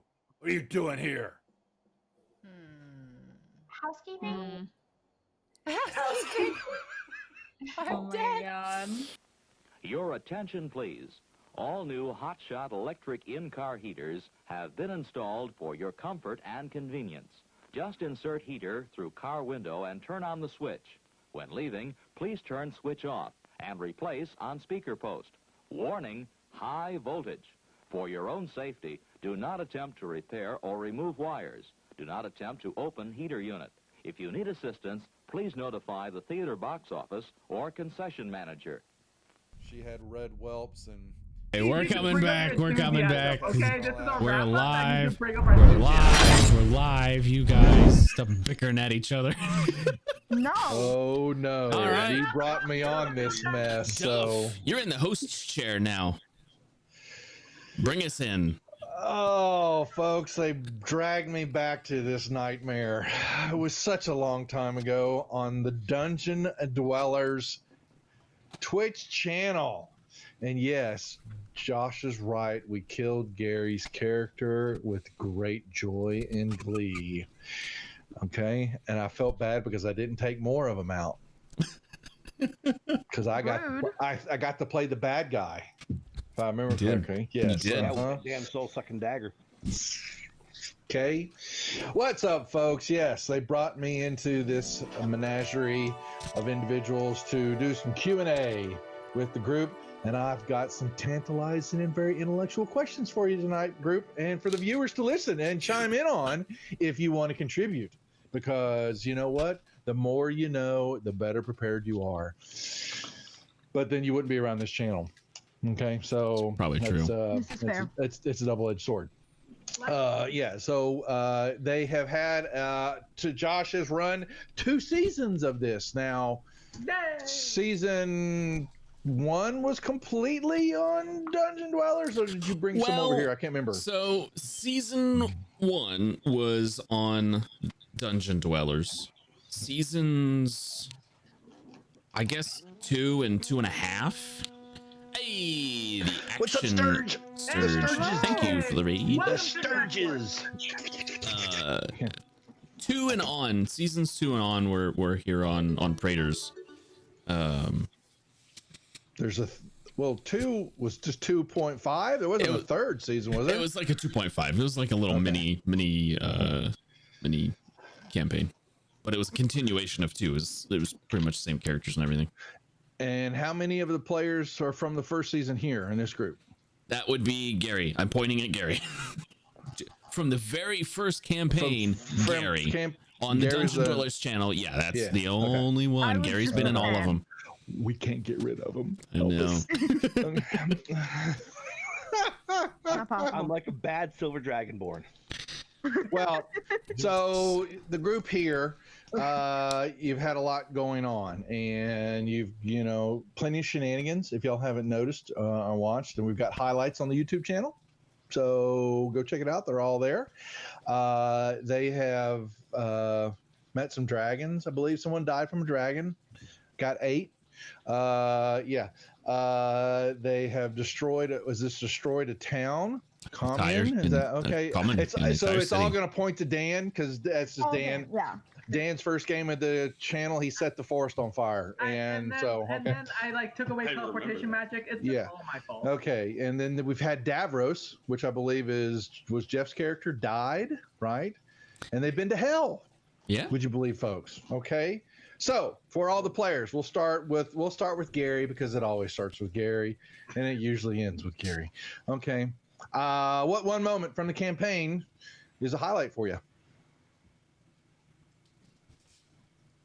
Watching Nines get eaten by a void dragon for trying to deceive him.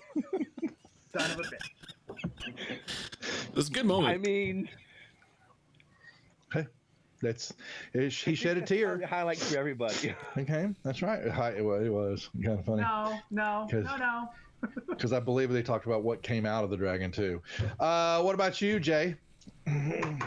I mean, I would say also Dan getting eaten by a dragon. How dare But if I'm gonna go with my second, I'm gonna say Davros dying, because that was really well made and extremely like emotional, and it was kind of out of nowhere.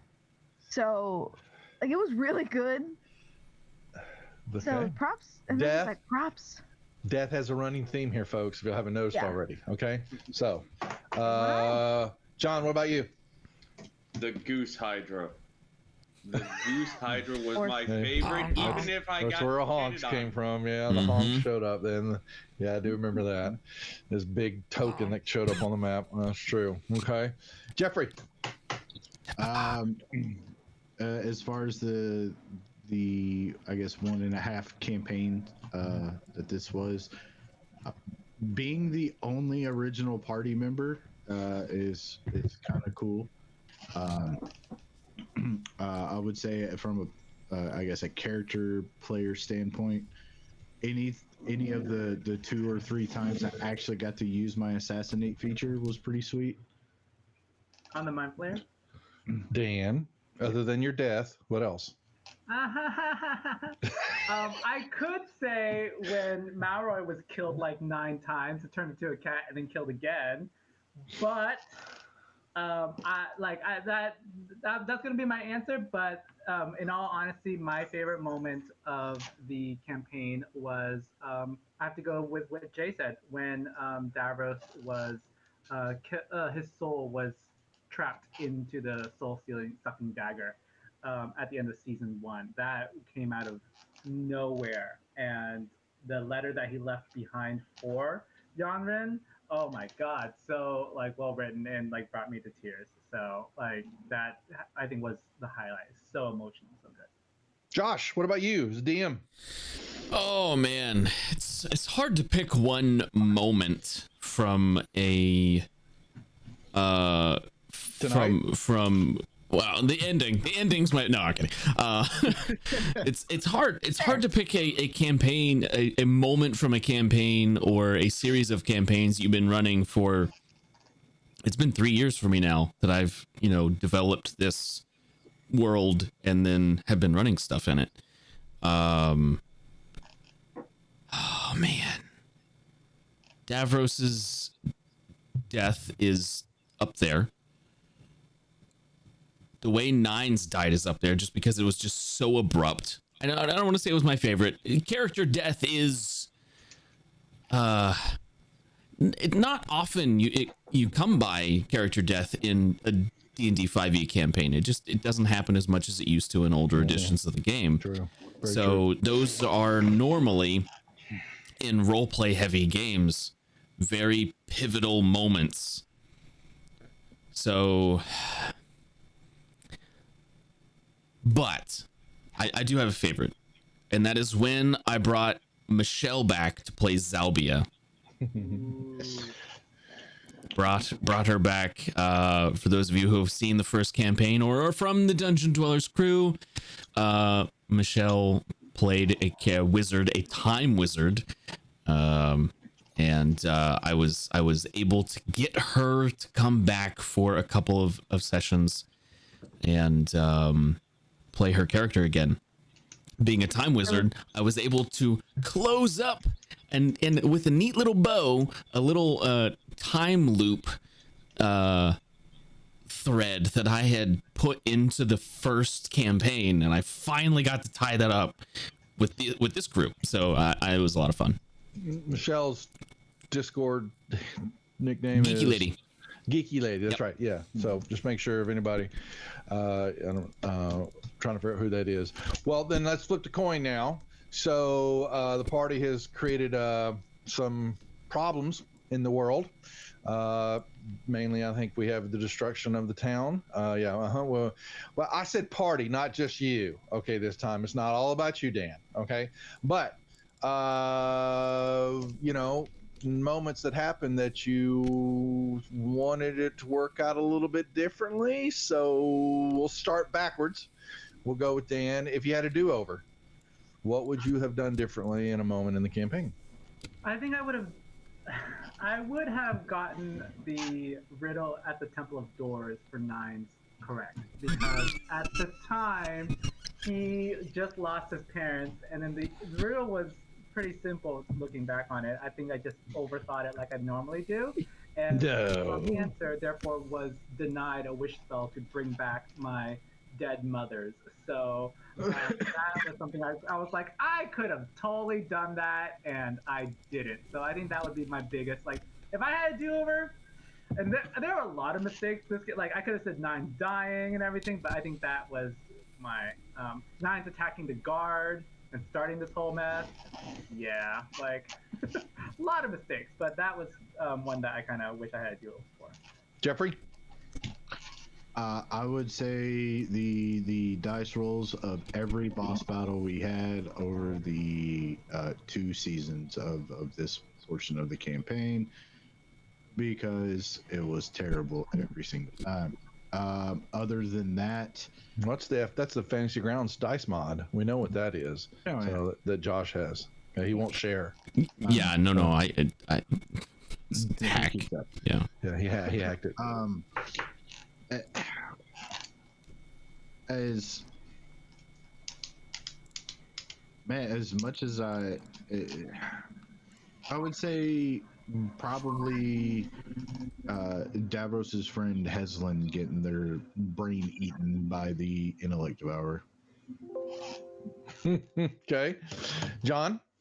I don't know. This was a short session, and I wasn't really in the last one for too long. I would just say probably use my herbalism kit more often. Were you not that good at it? No, I was. I kept forgetting that I had it. Oh, okay, gotcha. I thought for you it had been. Yeah, I did it one time. All right, Jay. I would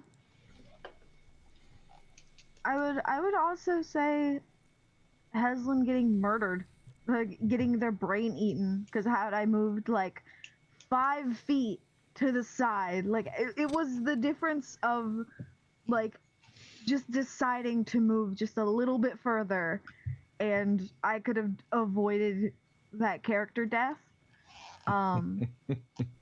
But I didn't do it, and I'm still upset about it because I am very unhappy, and I hate Josh. From that moment, I knew that Josh hated me, and I decided that he does. I was going. Yeah, he hates everyone. He does. I know. Super boy. Yeah. You gotta hate him a little bit. He's not very nice. You light one druid's forest on fire one time, and you let I know. Chasm Dragon eat you. That's right. Holds it against you for the rest of your life. The whole time. Yeah, he does. Yeah. Gary. Honestly, I don't think I'd change a thing. I think everything that happened was fate, pivotal. Okay. And if we would have changed even one small thing, it would have changed the whole scope of the campaign. Not to mention, if anything happened, if we changed a character death, what would happen then?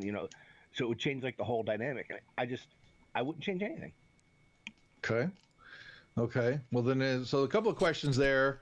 Answers there were battles and deaths. So let's go back to thinking about your battles that y'all had, and where the ones are, those you faced and you damn near died or almost died.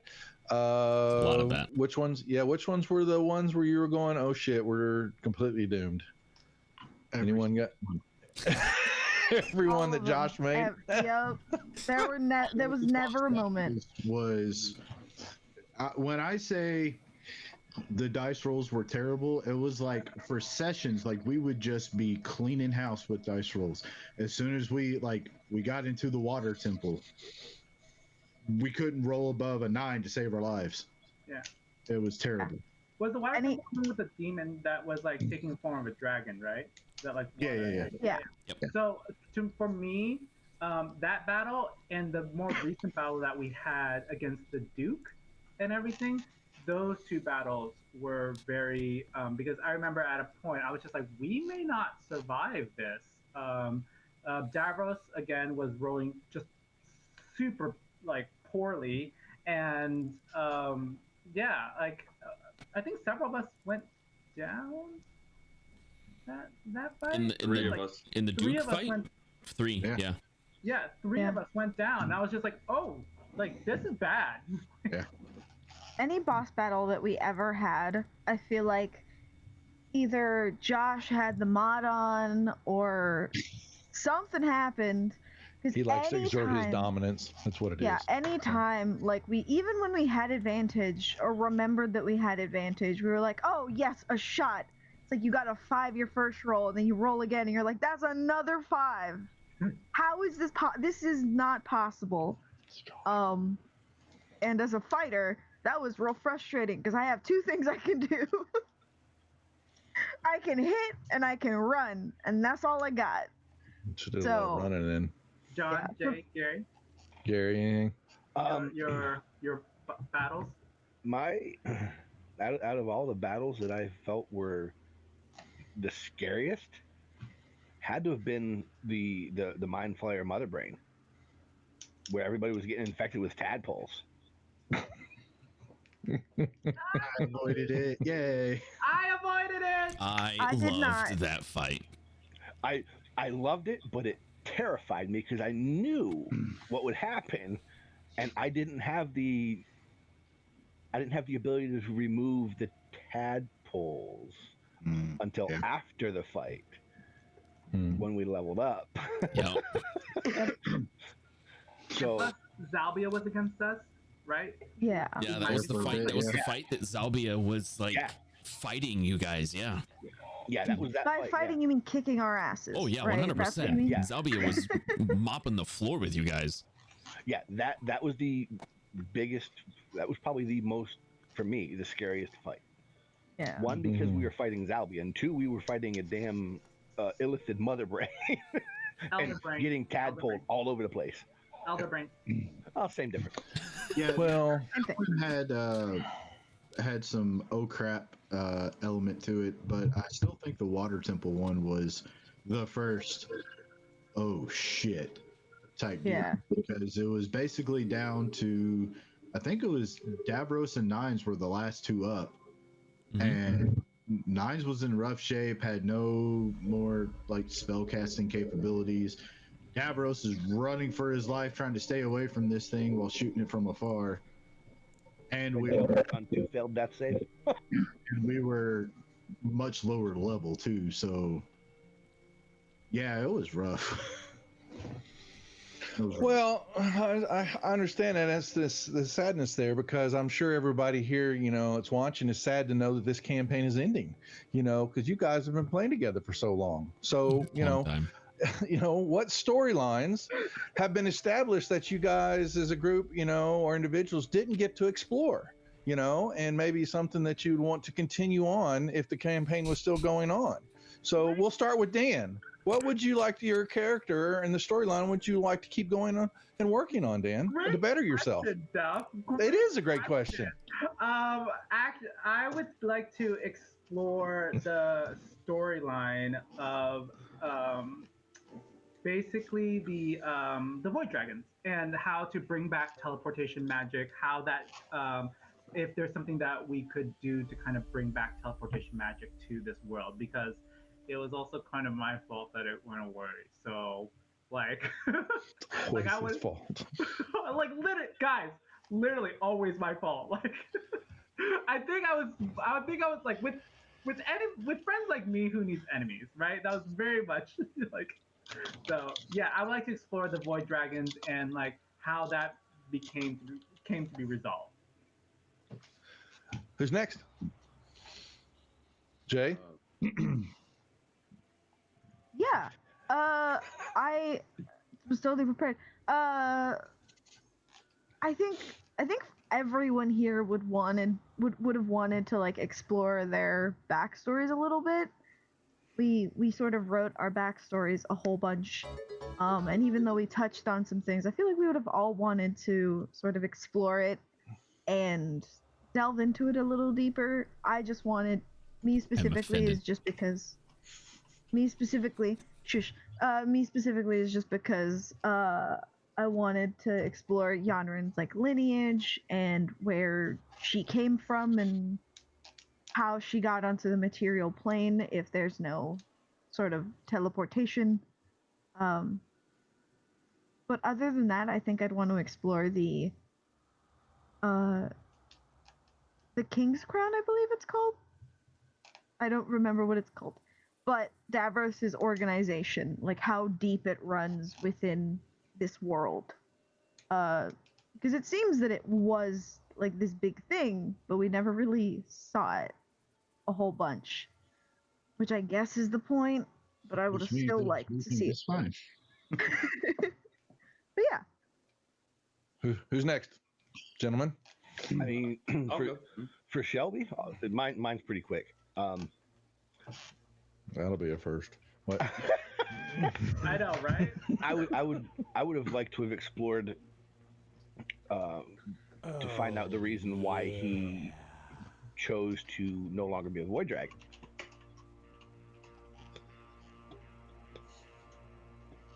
Okay. Overcronum, thanks for the sub. Yeah. Cricket. Thank you, sir. Thank you. Ma'am. I'm sorry. There. John, what about you? I would like to explore the possibility of paying Davros to sabotage one of Michigo's concerts that Metis happens to go to for part of that deal.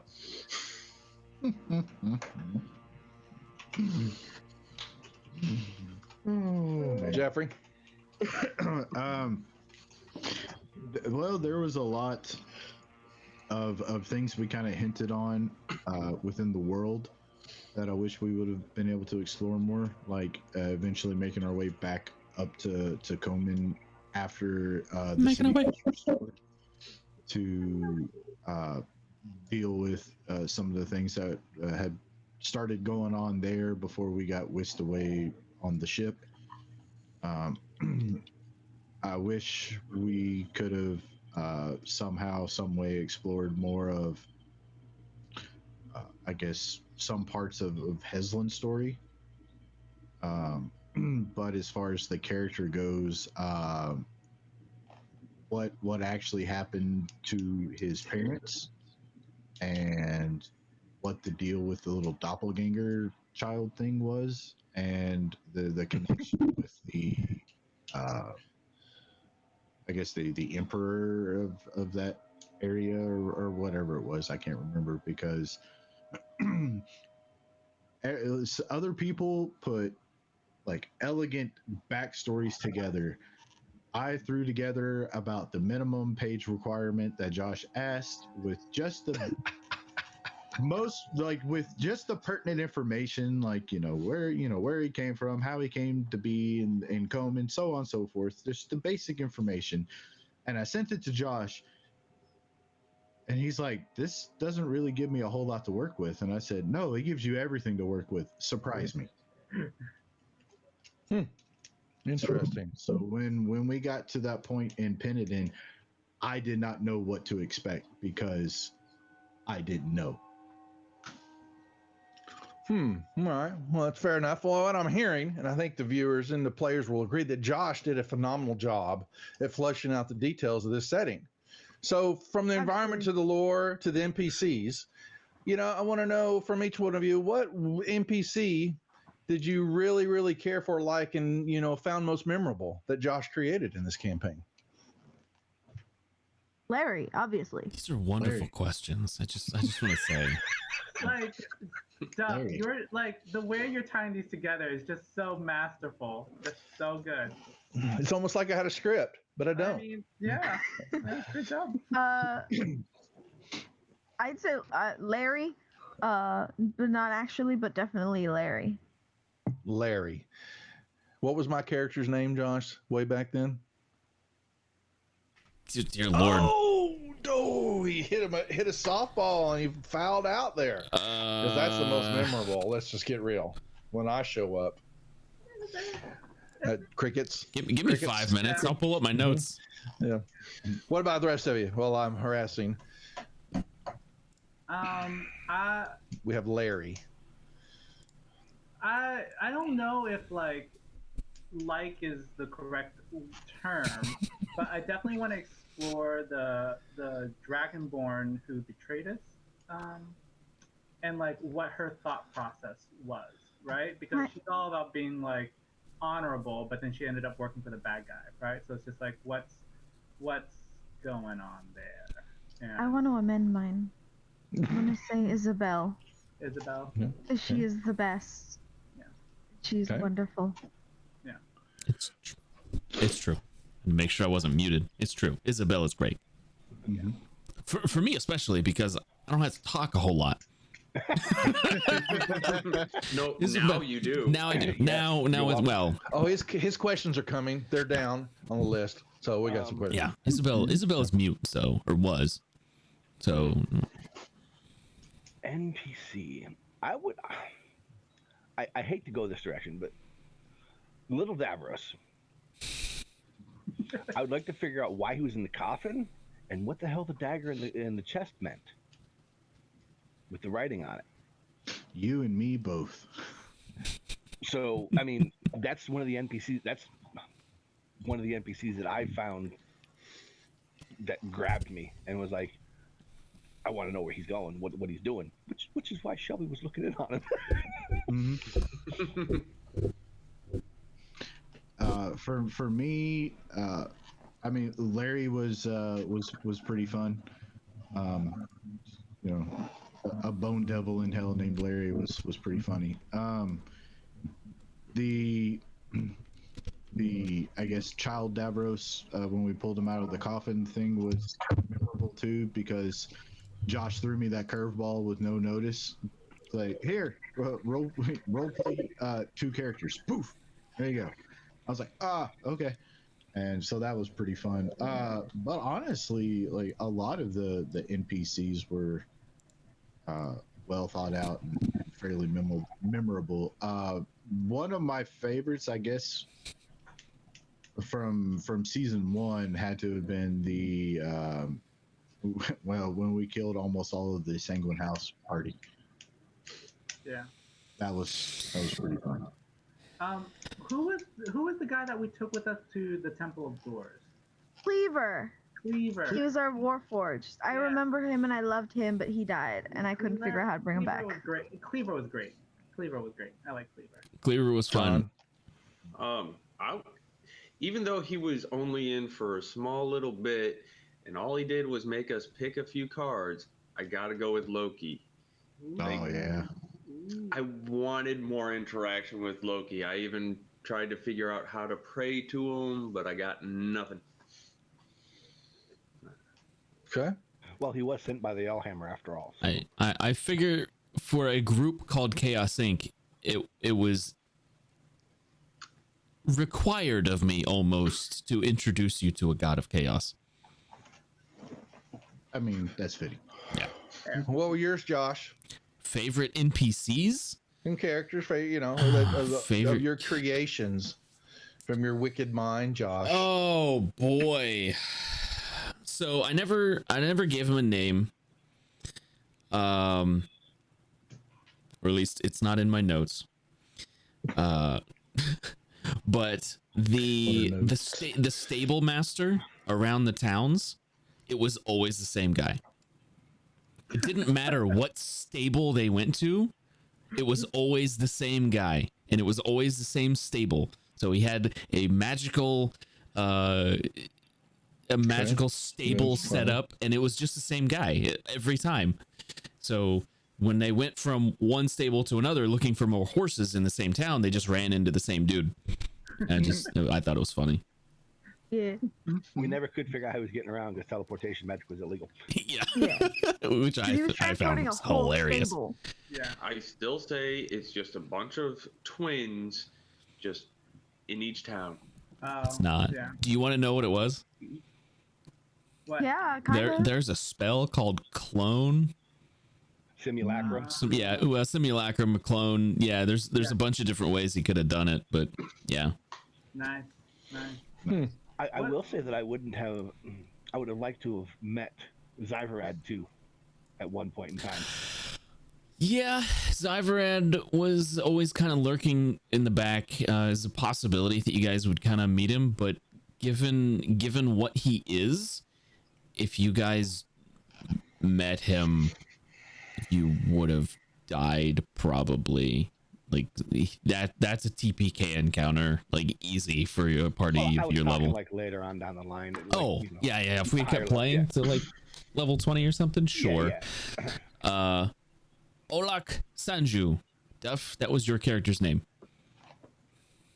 Okay. The creepiest NPC were those demonic siblings that were very. I'm asking the questions here. Hold on now. Okay. Okay. Like, yeah, that's terrible. Oh, the incubus and the succubus. Yeah. And the They're all pirate like king. getting all frisky with each other, and they're all like, yeah. "Are they brothers and sisters?" Yeah. We didn't discover that until we were like, I guess they're just doing their thing, and then we didn't judge them until they're like, oh, they're siblings, and you're like, Where's that in the script? I'm trying to find that in the script here. Where are you? Oh, okay. We're off script. Oh, we've been off for a while. This whole channel is off. Okay, so we'll pull back here. We're talking about the campaign, but you found out fairly quickly that Josh's campaigns, are engaging, they're thought provoking. They take you to the levels you never knew you had in you and all that. So, did y'all have any reservations, before you came in the campaign and learned that about playing on the channel and being streamed on Twitch? Did anybody have any thoughts or concerns before then? Absolutely not. Stick to the script. Nope. Stick to the script. No. Okay. Well, then what made you keep coming back then, other than Josh? It's D&D. I heard it yelled differently. I don't think I had any reservations. Like before we started this campaign, I think all of us knew each other from the Lost Mines of Faith. Lost Mines, yeah. Right? But even then, that was which were never finished. Very recent, right? Before very short-lived before we started this campaign. But I think from Lost Mines, I was like, okay, these are people that know how to have fun with D&D. So I didn't think I didn't have any reservations going in. But then I realized I should have left a long time ago. So. They all think that. They all think that. Yeah. Hey, so then we come back. Yeah, I'm completely new. I was completely new to this group of people, except with so Josh. Yeah, I mean, I apologize. We subjected you to Gary. That was really the point to the question: is what made you keep coming back? Yeah. Okay. I blame you for that. What kept me coming back was moments like when Davros died, and the fact that we were all like, that is such, in my opinion, great storytelling from DM and players' point of view. I think like Jay and Jeff, you guys Jay didn't know about it, but Jeff knew about it, right? No? Yeah, Jeff. Okay. What? So like the fact that Yeah. What? Yeah, I'm the one who wrote it. Yeah, so we thought that Jeff was gonna have to step away from the campaign for a bit, and school was starting to ramp up for me a bit more. So Jeff and I worked a way to close the season, essentially close the campaign down for a little while, give us both a minute to breathe, and then he wrote that, and I sent a couple of revisions to him, and then that was pretty much it, and we ran with it, and it turned into a great moment in the campaign. Yeah, I think that was like a great example of like player and DM collaboration and everything, because it was brilliantly written by Jeff and brilliantly executed by Josh. So. Yeah, I'm not normally a big fan of having like very scripted moments in my games. I am very nearly a completely improv kind of guy when it comes to DMing, unlike Duff, who purely sticks to the script.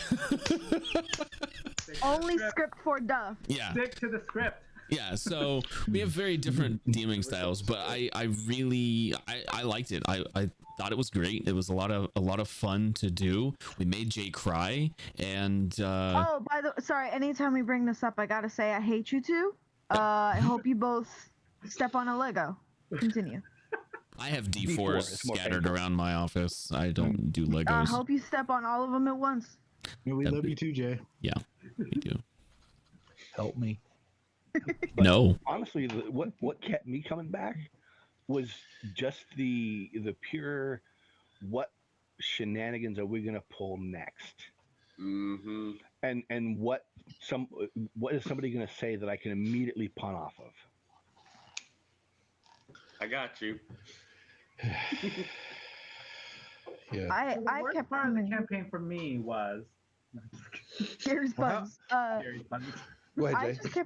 I kept coming back because of the dynamics that we had together. I feel like there was never a moment with this group of people that I ever felt like, I don't know, it never felt forced, especially with this group. It always felt sort of natural to talk to each other and natural to like joke around, because I knew that these people would like take the joke, and then even when we joked around and it was a serious moment, we knew when to bring it back. Even when we got a little rowdy, we still understood the first of all, shush, Josh, this isn't about you. We always understood that each other had like an idea in our head of what we were doing, and we always, most of the time, we were really good about respecting that. And even it just felt in a weird way real. It felt immersive with everyone, and that's why I kept coming back. I was a little hesitant because I was like, I'm on Twitch and I really don't like being on the internet, but I'm okay with it now. Now that I'm more used to it. Look, I answered an ad on Reddit. Jay. Never have known. It was a little sketchy from the beginning. I had no reservations because I hopped in to the Lost Mines game when you were needing player spots filled. Basically, Matt sent me a message. So I jumped in there, had a blast playing in that one, and then Josh asked if I would excuse me, if I would play in Sanguine Isles, and I asked him a couple of questions about the campaign and this and that, and was like, hell yeah, let's go. And I kept coming back because one, it's homebrew settings have a much different feel to them because you never know what to expect. And with that, I had a blast. So I just wanted to keep playing. John, and after listening to, oh, you go get that then. After listening to him, I realized I did have a few reservations. I was worried about the strain system at first when Josh sent me that, because I like playing warlocks.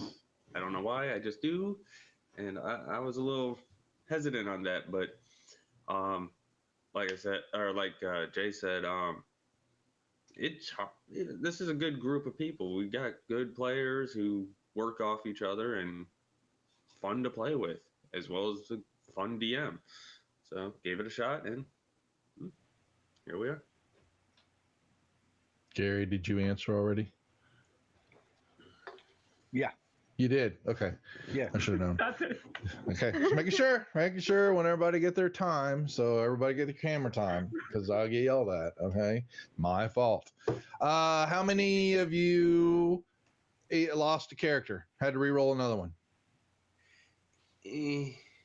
Josh, put your hand down. Don't count. John is a kind of, because his character's still alive. His first character's still alive, but due to the fact that he was gone for so long, he created another one. Oh, that's right. That's okay. Yeah. Okay. He had It's that. in the script. Yeah, and Jeff lost one too, right? No.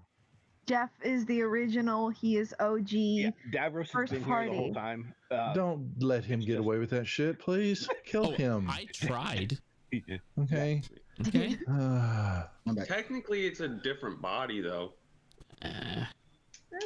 He was a remnant for a little bit. Yeah. He technically died. Yeah, but it doesn't count. He Plot just came died. back.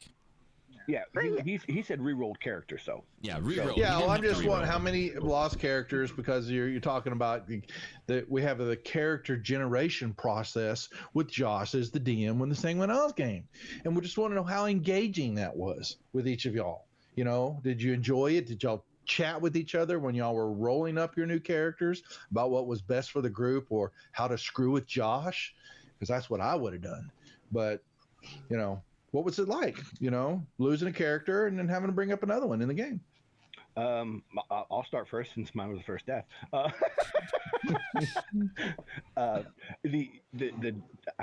Malroy's death was phenomenal. Glorious? Is that what you're saying? Yes, it was. You got picked as a cat. Glorious. You got punted as phenomenal. a cat. Just I would not have chose to die any other way on that character. That's how you want to go out. Okay, noted. But Gary's a little strange like that, Dan, if you haven't figured that out. Oh, I know. I know. I had the cursed cat cloak, so I knew that something was going to happen. So I had already planned in my head, well, you know, how's he's gonna die. But when it came to rolling up Shelby, basically I looked and I'm like, oh, you have Turtle available. All right. And then I looked at the stat bonuses and I'm like, okay, so he's got a wisdom bonus. I guess I'll create a friggin' cleric. The party needed one. Yeah, the party definitely needed a cleric. Yeah. Yes. Kind of. The party definitely needed a cleric. At the time, because we had no other casters that were healers of any sort. Not dedicated healers. Michigo Right. had, well, Michigo wasn't around at the with us. time. Yeah. Yeah. That is true. So yeah, they needed healing. So they definitely needed somebody who had the ability to cast healing spells, and we had already had 3 frontliners. So I was thinking maybe paladin, but I went, I mean, you got this one and this one, and then so I'm like, we got 3 frontliners. There's no point in creating a paladin, so I went cleric, still frontline-y and better healing. And I can still smash things. It's always fun. And, you know, no armor, 17 AC. Okay. Yeah. Jay? I didn't really think about it. My first character. For my first character, I was like, what's a cool character that I could, like, RP a whole bunch? And I got Heslin, which was this, like, demon. There was a demon locked in them, and they just sort of existed with this, like, rage that wasn't them. It was this demon just going, I'm just gonna be angry for a little bit. And I didn't really think about anyone else. I was like, I don't care, which was a problem at the beginning because we were getting murdered. Yeah. But for Yanrin, I didn't create her. I didn't create her. Josh did, because we had a deal. I was on strike. All right. He was like, "Oh, you want to be in the campaign?" But I was like, "I'm not making a new character. Give me my character back." He didn't do that. Instead, I was like, "Fine, make my character," and I kind of just sort of made him make my character, and I got Yanrin, which was a really cool character. Thank you, by the way. Oh, that's so sweet. So also, I hate you. That's cool. All right, who's next, gents? Who? Might as well go with Dan because he's the last actual character death. Last reroll, yeah. When I created 9, the character concept I had in mind was Puss in Boots who can cast spells. That's Scaredy cat. That was kind of what I was going for. And so I created 9s, but I want to point out that we as a party, Josh gave us homework that we as a party had to come up with a reason why we are traveling together, why we are a part in the campaign. I think, but outside of that, we all kind of just created our own individual characters, and we did whatever say we this is had what we're was gonna what we create, had you know, then. what class So- we wanted to play. Yeah. Certainly. Yeah. But with Michiko, my character concept or what I wanted to explore was more of Josh's strain system, because while an Eldritch Knight can cast spells, they are a quarter caster and don't get that many spells. And I wanted to play a full caster to really capitalize on not only the strain system, but also some of the homebrew feats that he had. So I created Michiko and instilled in her, I played a bard, and she was a bard, and I instilled in her my love of K-pop. So that is, and then also the fact that one of the empires was Kuthia. So I was just like, this is gonna be great because she takes Kuthia pop, folk music, puts a pop spin on it, and in the world it's called K-pop. The K standing for Kuthia. So Kuthia pop music. Yeah, that's You're canon. welcome. You're welcome, world. You're welcome. I enjoyed it, Dan. Welcome to the rejects, folks. Yes, exactly. And so yes, and she so that's kind of, and yeah, we needed a caster. I wanted her to be kind of support, so bardic inspiration and things like that. So that was my whole thought process about that. All right. So that was the 3, because then John, you just switched characters. Your other one's on a nomad. He's like on a walkabout forever and ever. Yeah. Actually, when we created my first character, I noticed that the party didn't have a cleric. So instead of being a cleric for the party, I went divine sorcerer because I refused to play cleric. And then this time around, I just didn't care. I decided, no, I'm playing a warlock. Okay. Yeah. I'm gonna play a warlock hexblade that doesn't take peck to the blade and tries not to use Eldritch Blast. I appreciated that. Yeah. And, I didn't. And we learned that Jeffrey just doesn't die. So okay. So Well, it wasn't for lack of trying. I didn't want to be unfair with it, but well, this next question is for Jeff and Jay. So one of the more heart-wrenching storylines to watch in the campaign was the love story of Yonrin and Davros. Okay, and witnessing their relationship grow and the tragedy of Davros murdering was heartbreaking for all of us.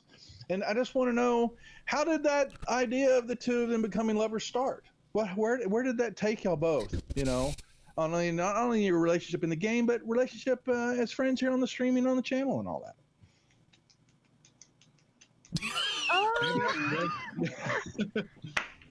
Yes, definitely. It was definitely planned, and we definitely talked about it.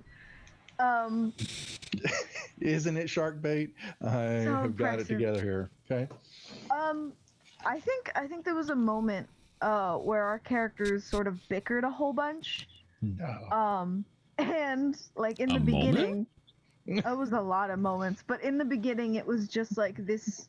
For me, I thought of it as Yonrin is this fresh out of the nicest neighborhood, can fight really well, but has no experience in the world. If you see within the first couple episodes that she is in, they tell her, oh, you want to buy this thing. She takes out a handful of gold and goes, here.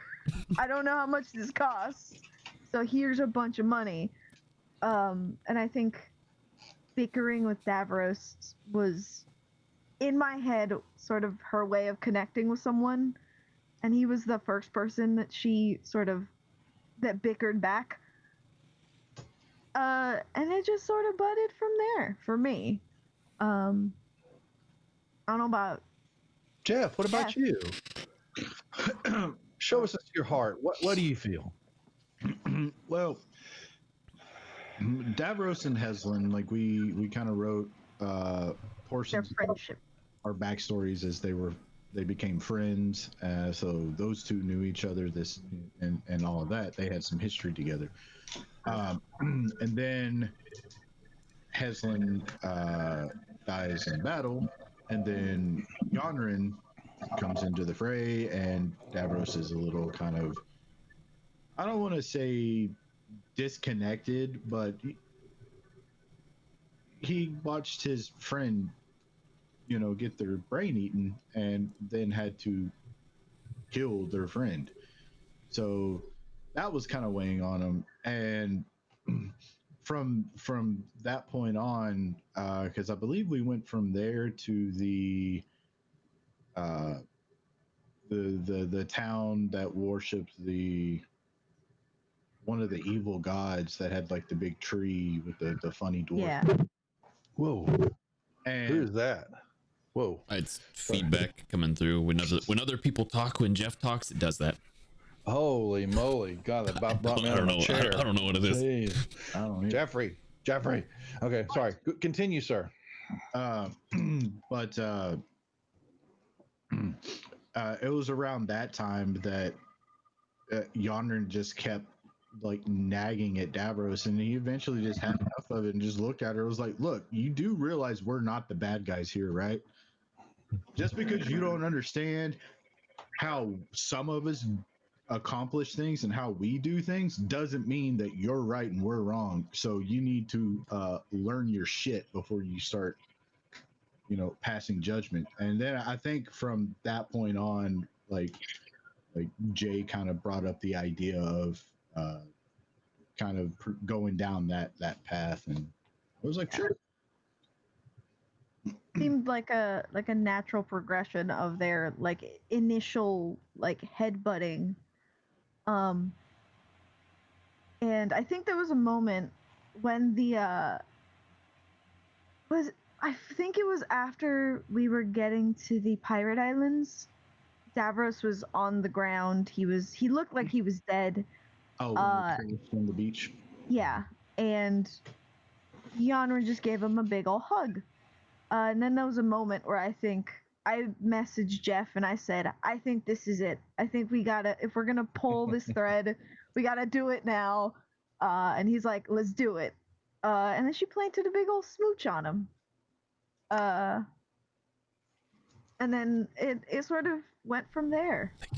They ignored it for a while, but then they were like, they became Never like a mind. married couple. Okay. Yeah.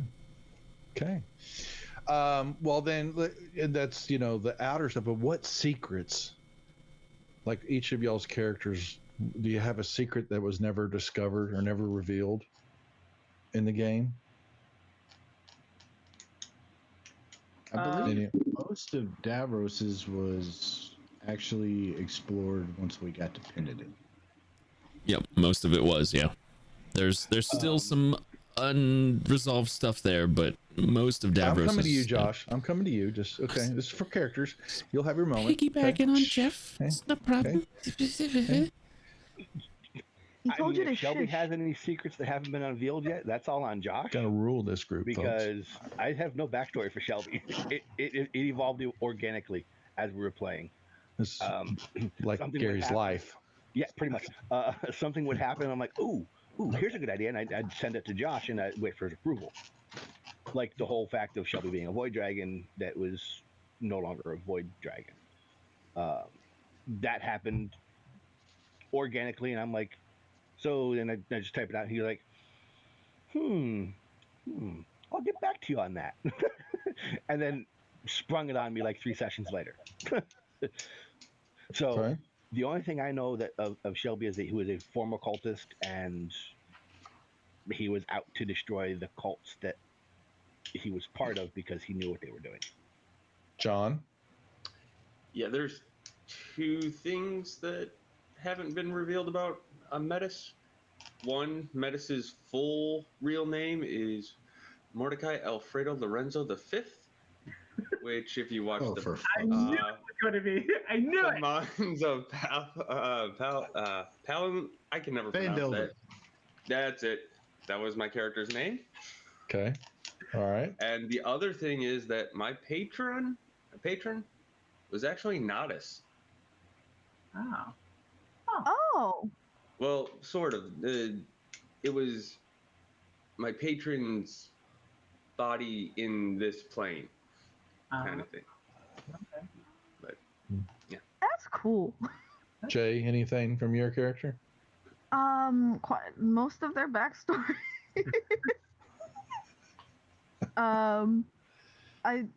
A lot of Yonrin's backstory is sort of what makes her her.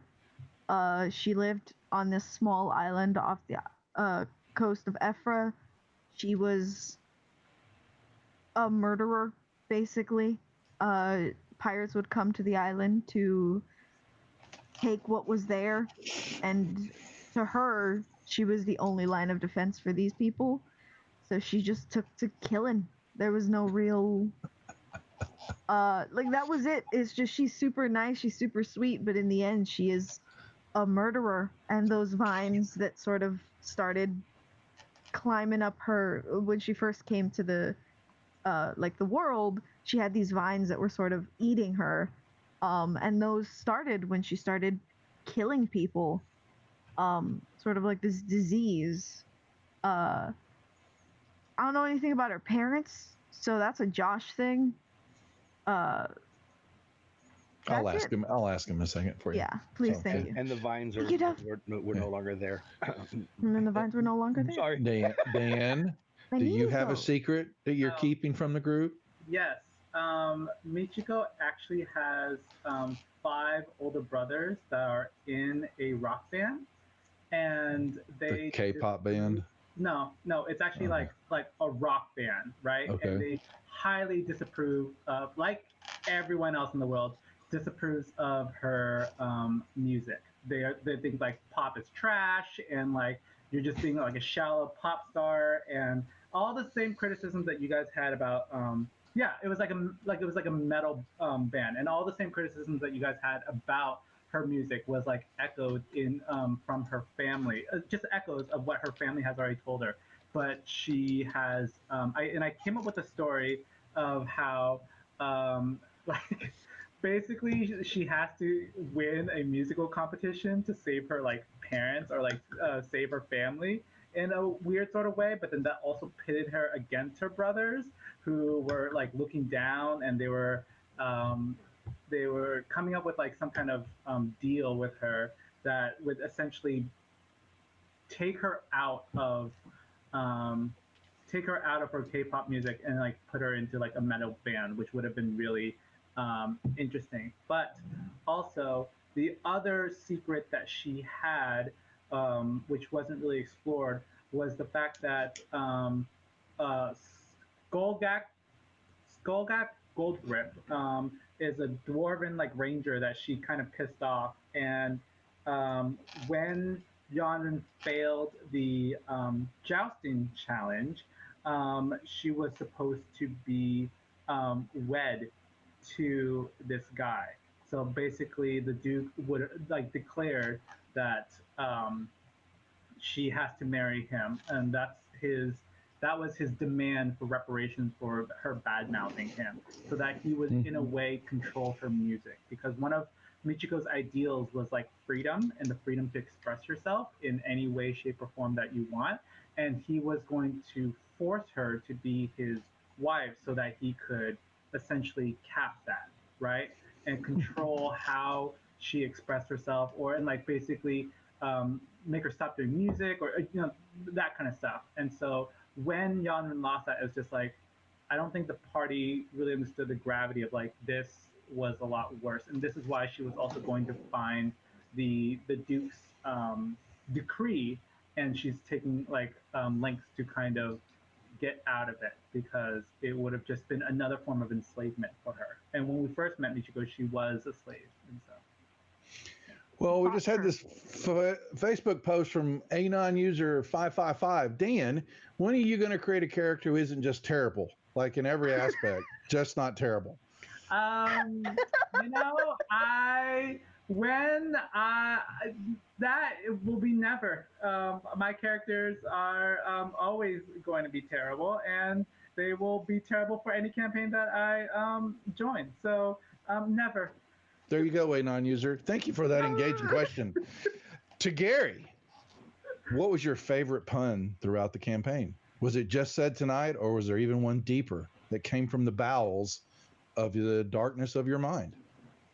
Oh, I mean, all of them, honestly. But I think when Yanran went to get her bearings, and I told her to go ask Davros because he has some. I think that was probably one of the better ones. I hated it so much. You were supposed to share it. That's what it was. Oh. Yanran was trying to get her bearings, and I told her to go talk to Davros because he carried bearings, ball bearings. Davros had like 1 million ball bearings. Yeah, it doesn't hit you right away, but when it does, it hits you so hard. And No, it's okay. I'd rather pass a bowel movement. Okay. Yep. Does anybody else have like a recovering lost connection on anybody else's feed? Nope. All right. Well, I guess I might just have to log out and hop. What's going on? What's happened? Hop back in. For like the last 2 questions, I haven't heard a thing. Oh, you missed it. Okay. Well, a non-user had a great, wonderful question. Okay. Wait, I'm frozen? No, just for Jeff. I think it's for Jeff. Yeah. Yeah. Yeah. Okay. Let's see here. Well, If you want to hop out and hop back in, that's let's fine. go to the DM. You know, you're the DM of this group in the Sanguine Isles. You know, so let's go back to one moment that you had, and you were keeping to yourself. My players are the worst. When was this? Ooh. I can answer that one. Ooh. This is for the DM.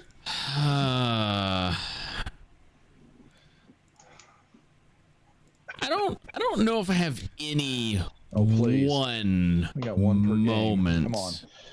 That's what I'm saying. There's so many. There's so many. The beginning of the campaign. It was 100% the beginning of the campaign. We were still getting our feet. We were still getting our sea legs when it came to this particular group streaming together. You know, with the addition of Gary, we had a problem when we first started with people talking over other people a lot. It was an issue, and the whole time I'm just sitting there thinking, why did I do this to myself? So yeah, it was at the beginning, but we kind of smoothed that edge out. We had a little after session meeting and talked about it and got everything squared away. I know them oh so well. Yes, yes. Yeah. That's, ironically, that's not a conversation I haven't had with other groups. So yeah, very much so. Yeah. Well, flip the coin. So what happened in the campaign that you were really proud of? Woo. Oh man. Other than having me on, I get that one, but that's a freebie. That is yeah, that's a highlight for me. I mean, having Duff on the game. All hail Lord Praetor. All hail Lord Praetor. Oh man. I don't know.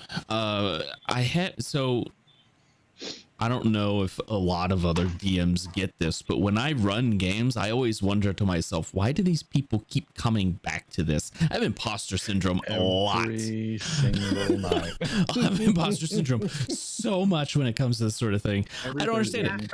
I don't understand it. Why do they keep coming back? So I think the thing that I'm most proud of is just that they keep coming back. Somehow, some way. I don't understand it. I don't get it. Apparently I'm a good storyteller or something. I don't know. That's pushing it. I know. Players ask yeah. Average storyteller. Well, see, that's why I do a lot of improv and I lean on my players to supplement my storytelling, and excels my games from average storytelling to, oh man, that's great. Oh, really? Well, I Yeah, mean, it does. You're right. You're right. It does. You're right. Thank I you. am teasing, folks. I am pulling their chain. Okay. So, well, then let's go to, proud about that. What story points or information that the characters did not find out about that you were disappointed in? That you worked so hard and they took a left turn when they weren't supposed to. Every game. A lot of left turns. When Nine died. There's a lot of that. Yeah. So unlike what I normally do a lot of improv, mostly improv. So I came up with a story for nines, specifically for nines. Leave it to Dan to ruin it. Okay, so go ahead, please. And they get there, and it was just a couple of sessions. I think it was like the first session we start the story arc. And Dan goes and tries to deceive a void dragon. Yeah, I remember seeing that. The dragon rolled so much higher than he did. I just felt that it was almost impossible for the dragon not to feel slighted that he was trying to lie to him. So he ate him. Yeah. And it was in that moment, it was like, Nines just died. We just started his arc. Yep. I know what's going to happen at the end if he's not there. Yep. So I have to apologize on behalf of all of Josh's future campaigns. If he refuses to do story arcs anymore based on your characters, it's probably because of this instance right here. And I apologize. Dan, we lay it all at your feet, pal. We lay it all at your feet. Dan, I spent a full work week preparing that. Way to go, Daniel. Yeah, and if I'm not mistaken, didn't Dan roll like a 1 or a 2? He rolled a 1. I rolled like a nat 1. Yeah. And he rolled like a nat 20. I got a nat 20 on my roll. I beat you by over 20. Okay. Yeah. So, but at the end of that arc, I don't think the other player. I think I told Dan, but I don't think I told the other players.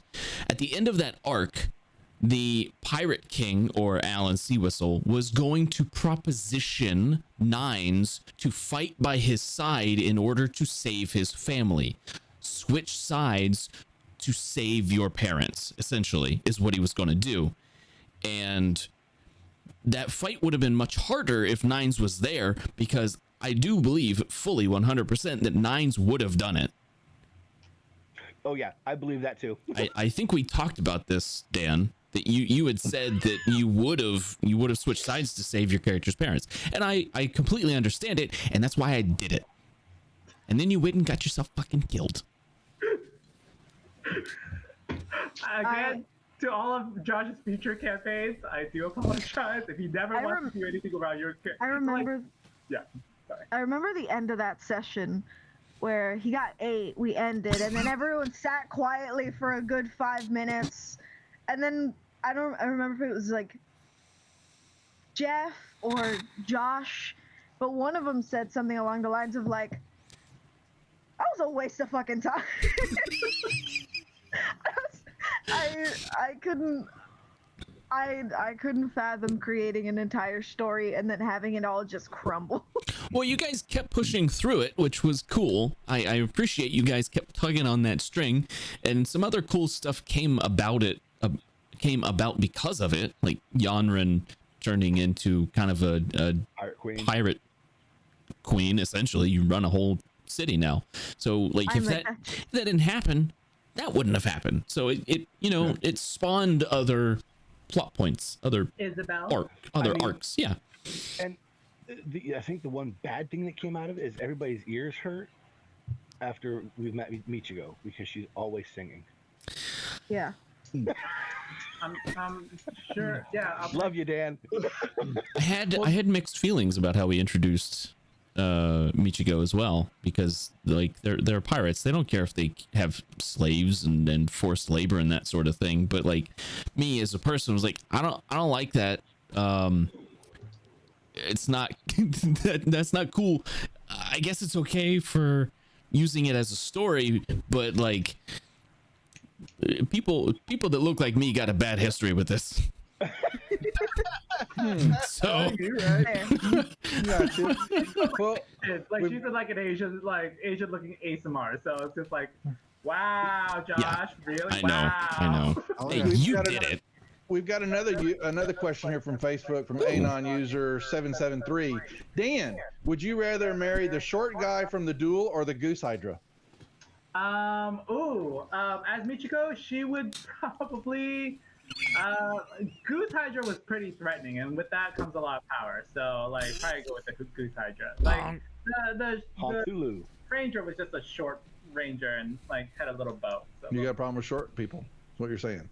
Messed up. Right here. Okay. Don't all women? Wow, folks, you heard it right here. Jeffrey, I didn't do it. What was the most rogue thing that Davros did during the campaign? Oh shit. No, that's not roguish. Okay, that's just. Well, it depends on if you find it or not.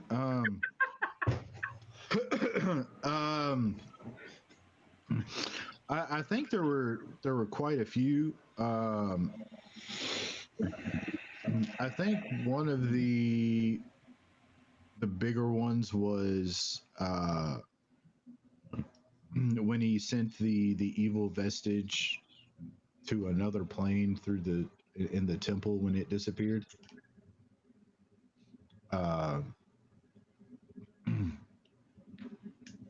When he leveled up and he got the ability to create false identities, that was pretty fun. We didn't get to explore on that a whole lot, but that was pretty fun for at least a session. I mean, really, the whole campaign was pretty much him doing roguish things, but I'd probably say probably the biggest rogue thing happened tonight when he had forged a letter from the Duke naming Yonrin to succeed him, and it fucking worked. So I want to add something to that too. Please do, Gary. I think one of the best rogue things that Davros ever did was dip out of that fight with the Sanguine House and get reinforcements. Oh yeah, that too. Yeah, that was probably the best thing, in my opinion, best rogue thing that he had done during that campaign. But that was in the first season. Yeah, it was like, yeah, no, screw you guys, I'm out. Boom. Jay, tell us, which death hit you harder, Heslin or Davros? Yes. You're muted. You're muted. No, I know. I was thinking. I was like, ooh, that's a good question. I know. I hated asked both. I hated both. Probably Davros. And why is that? I had more time.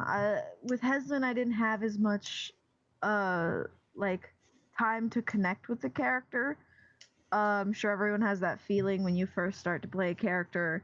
You see them as a character, you don't really get to, like, fall into them as quickly. But with Yonrin and Davros' story, it felt a lot more real and a lot harsher. So definitely Davros' death. Okay. But also, I hate you, Josh. Okay, it's good Jeff, to know. You too. Jeff, it's everybody. John, so we talked about your change of characters and all that. What was your reasoning for wanting to change when you returned, other than you wanted to play a warlock? You've made that clear. I really just think about it. Get deep. Oh well. Try. All right. So don't bring up not remembering his stats or wanting to have to replay them.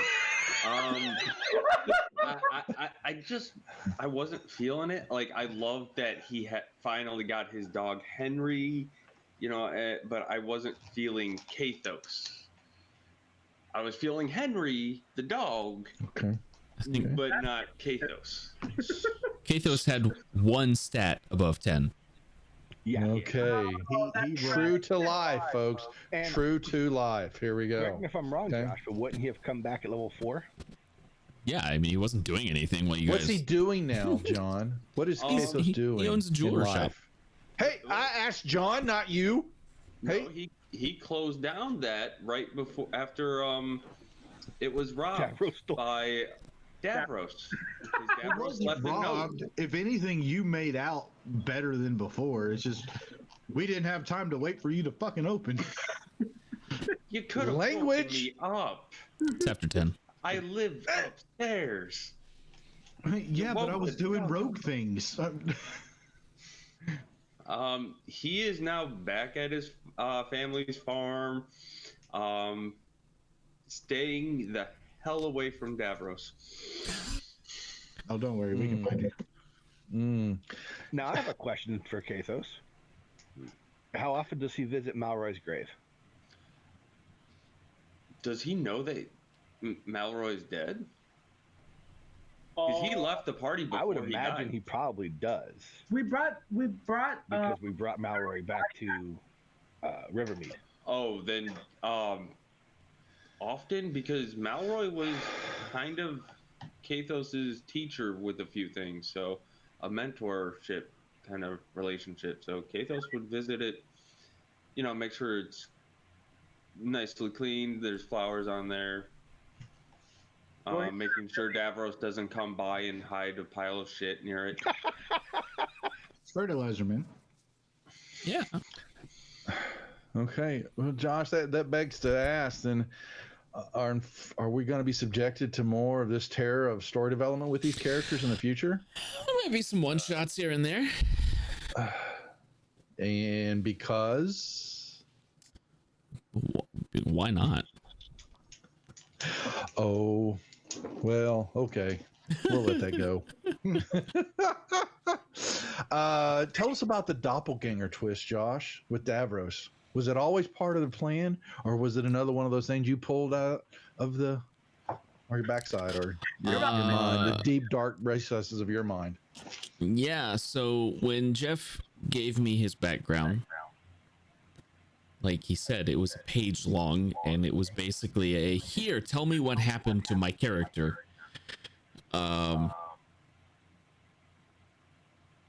Well, that's not true. I said what happened to my character. I said what happens to the parents is up to you. That's fair. This kind of applies to that. It's Josh's question now. So it took me a while to develop that. It's not something that I was always sitting on, but I was sitting on it for long enough that it wasn't just a spur of the moment thing. I would say probably about halfway through the campaign is when I finally decided they're starting to get to the point where they're considering going to Penedin. I should probably develop something for Davros. So I started thinking about it, started thinking about what would be logical or what would just throw them for a loop. And so I settled on a doppelganger. Engaging. I know, right? Will teleportation magic ever get fixed? I don't know.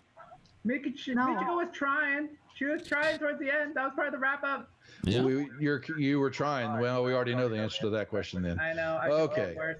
Yes, right. Okay, so I have run out of meaningful questions that anybody's really going to care about. So we'll start at the top and we'll work our closing here, unless Josh tells me to have to keep going. We got a half hour left, man. Oh, you shitting me?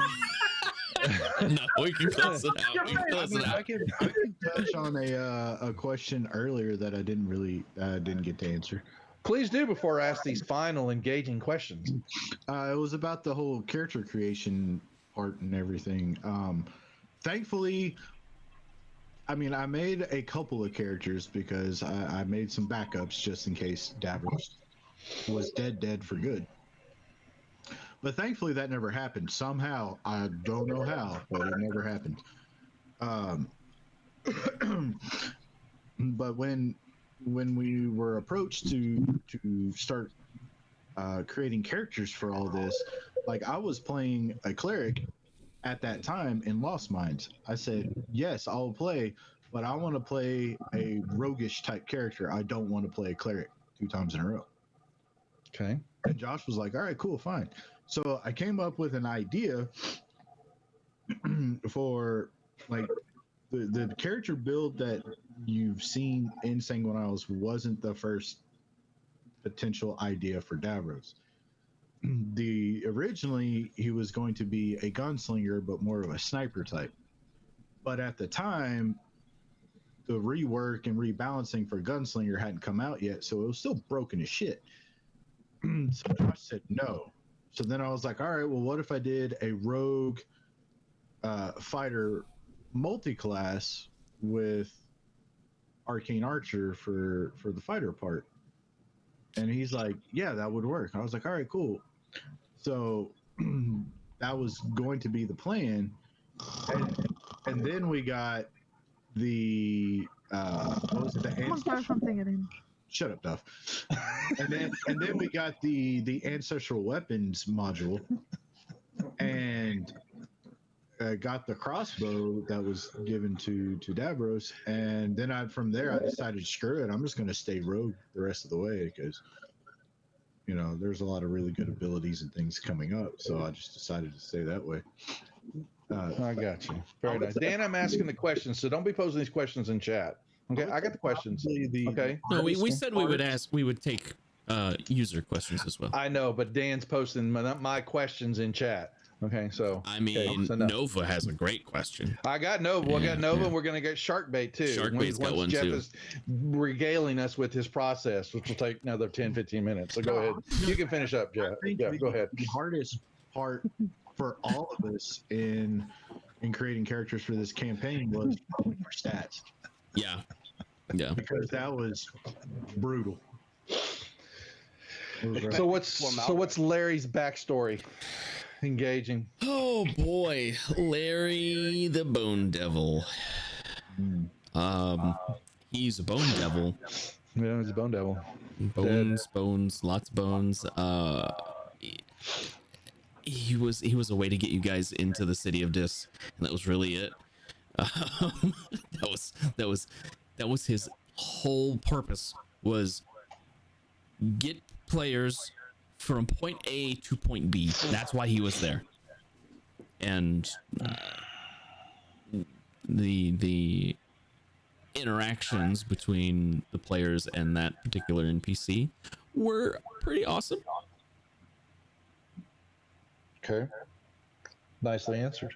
Thank you. So yes, Nova, we'll get to yours. So we'll start with the players, because it's a 2-part question, but it actually has 2 sides of the coin of this type deal. And for the players, though, in streaming a game, how different is to you from playing in a physical game, where you're at the table, your interactions, things like that, better, worse, just different? What do you like, not like about it? I mean, I'll go real quick. Go. Having a lot of experience by now with both of those, I would say, at least to me, nothing beats playing in person at the table. Like, there's nothing that comes close to that. And playing in a streamed game, or even just like through VTT and everything, it's different because you don't have that feel of actually being at the table, and just kind of like being able to like whisper to the person beside you like a joke or a funny thing without it like kind of interrupting what's going on during the game. And you also have to deal with technical issues and difficulties all the time. But on the other side of that, if it wasn't for playing in a stream game or playing VTT or whatever, I don't think any of us here would ever have got to play together because we all live in different states. That's true. Across the country. So I think that's the biggest good point for this stream and the game is getting to play the game with people that you probably never get a chance to. Who else? For myself, the difference really came between playing a private game, whether you're playing online or in person, versus playing on the stream, right? I felt like when I am playing on our game for Twitch, I am trying to, in a way, also make it entertaining for the viewers, you guys at home. And so that, like, whether I did stupid things and failed or did smart things and still failed, I was trying to make it as entertaining as possible. So even things that I would have considered private, I would try to at least let the audience know, whether it's through my whispers or my thought process and things like that. That's the real difference between playing in a private game versus playing on a stream game. It's just, I think with a stream game, you kind of get an element of like it being a show, on top of a game. And so and whether that adds pressure to the players or not, some players might not care and they're just going to keep playing the game like they play the game. But for me, it was like, okay, you're supposed to do something entertaining for the audience, because if it wasn't entertaining, I don't think anyone would come back. So, whereas with a private game, we're free to be. We might have an episode where we just do, I don't know, like one thing and never advance forward. But it's because we're playing for ourselves, right? So. Yeah, I agree. I feel like I was in my regular home games. I am very theatrical anyway. When I'm the DM or when I play, I'm extremely theatrical. But even then, I let my players sort of play around with the world and do whatever they want. And if they go off on like a 20-minute tangent about how like the color pink is definitely the key to this puzzle, and it's like that you're wrong, it's time wasted, but it's also time that they've spent having fun. Whereas I feel like in a stream game, it is a lot more pressure to keep going, to push ahead, to make it entertaining. To even if you're like a little bit tired, you still have to like make yourself play this game and make yourself entertaining. So it's a little different. But honestly, if anyone can stream a game, I'd say try it. It's really fun. It really is. John, Gary, any answers? I mean, go ahead, John. I'm gonna say like the interaction with the people is better. You don't have that sweaty guy who doesn't shower. You don't have that issue. But the downside, I prefer minis and dice. Like I would much rather roll these wonderful dice that I won for your birthday week, Duff. From our sponsor, Total Party Kill Games. Total Party Kill Games. That's right. Then Josh's hacked digital dice. True. Gary?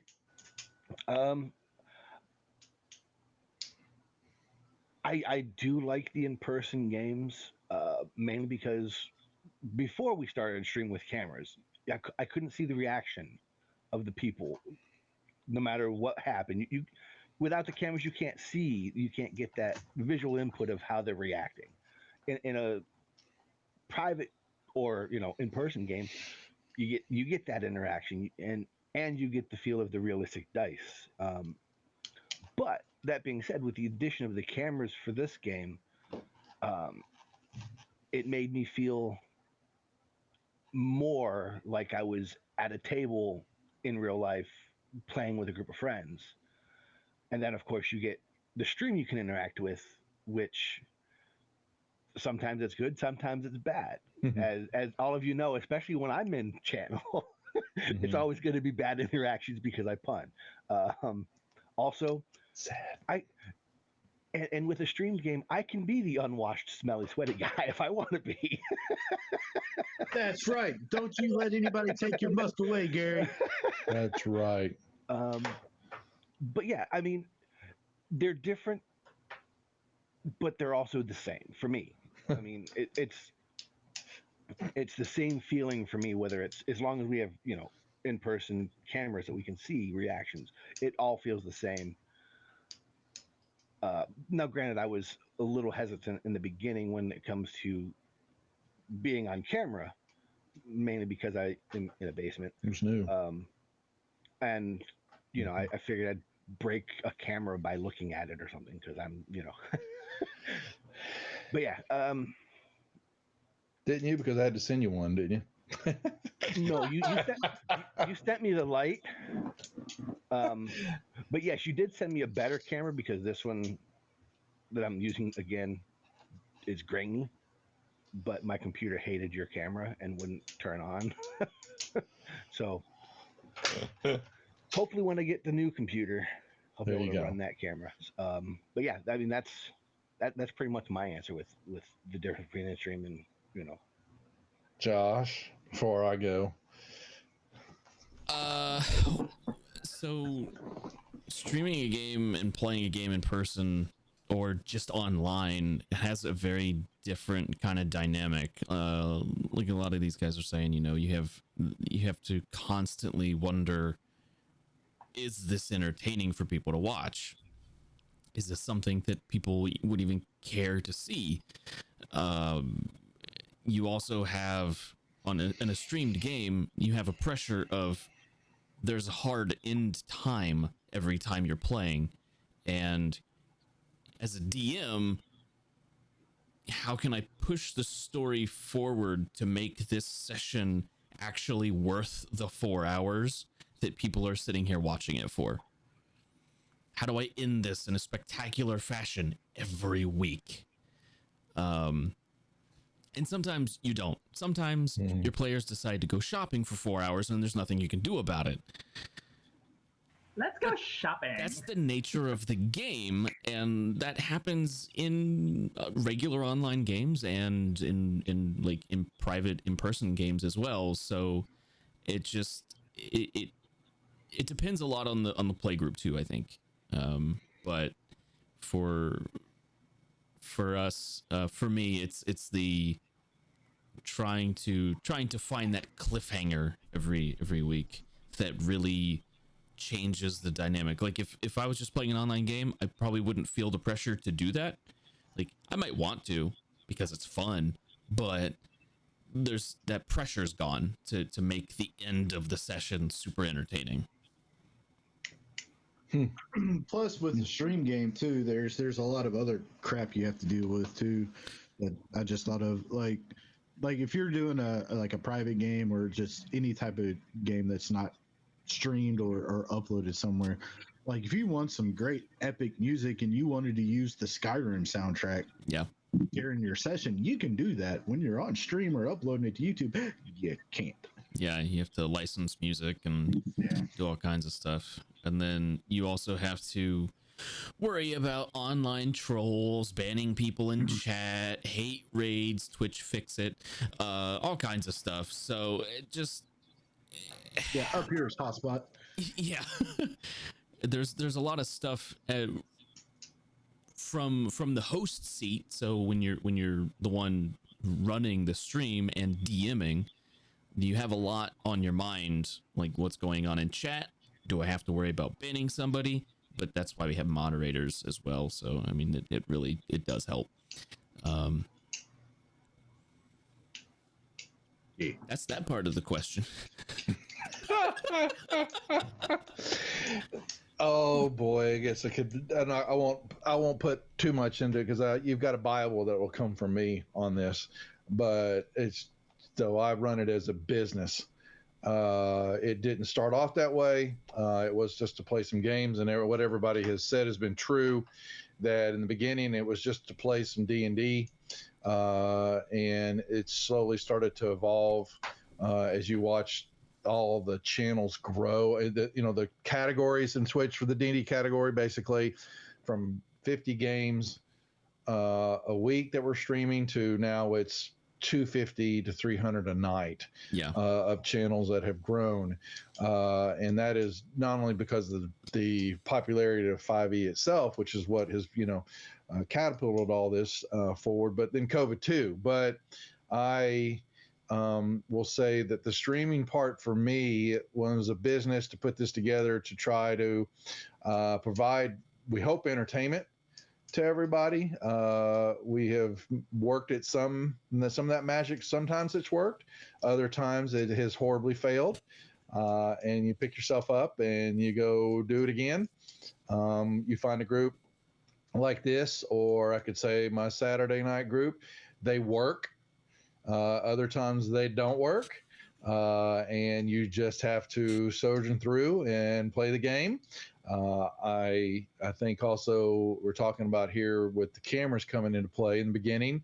Almost none of it was, most everybody, the players did not want to be on camera. They just wanted to play. And then you have slowly but surely, everybody comes out understanding that it won't hurt, it doesn't bite. And you actually do get to see that reaction Gary was talking about that you don't get, that you get at a tabletop game. But I'm also going to, in the name dropping somewhat debris here and all that, the streaming for me has opened up a ton of doors that would not have opened up had I sat at home. I program with Matt and some of the help of the guys and gals here, Gary Con, Gamehole Con. We have done stuff for Satine. We've done stuff for Peter Atkinson. I've got a few others. And I now can go do things and chat with people and make calls and all that. And they're not going, who the hell are you? And they still do some degree. They want to go prank phone call and hang up. But yeah, I mean, that the door has been wide open. And unfortunately I got to thank COVID for that, which kind of is sad and funny, but it's what ballooned something what good I has have come done from this pandemic. Yeah. Okay. Yeah, it truly has on the business model. We incorporated. We take care of stuff, as a business now. But I want to make sure they don't lose the creativity part and what the players are enjoying. Like they're saying here, it just can't be just we have the games like Josh runs, which is a lot of improv. Yes, I have the games that I run because they stick to the books, because hell and high water, I've got time to go improv and worry about trying to dream up a bunch of stuff every week for my campaigns. I don't have the time. Players, so yeah, and so then it's easier for your old mind to figure things out. That's right. I'm slow. Okay. We all love you, Duff. We all here started playing together before COVID too. Some of us were. That's right. And all of us here started playing before COVID, and then you just That's where he said it's worked. Some of you, will put up with each other, most definitely, and we also know that the harassing that we're doing is not personal. And God help us that we are in different states, different time zones, so we can throw those zingers and go, oh, see you later, bye, and hang up, and we keep zinging. The community works, and this is going to be across all the channels. This is not just here on us. I've got plenty of other channels that I have chatted with and collaborated with, and still want to collaborate with.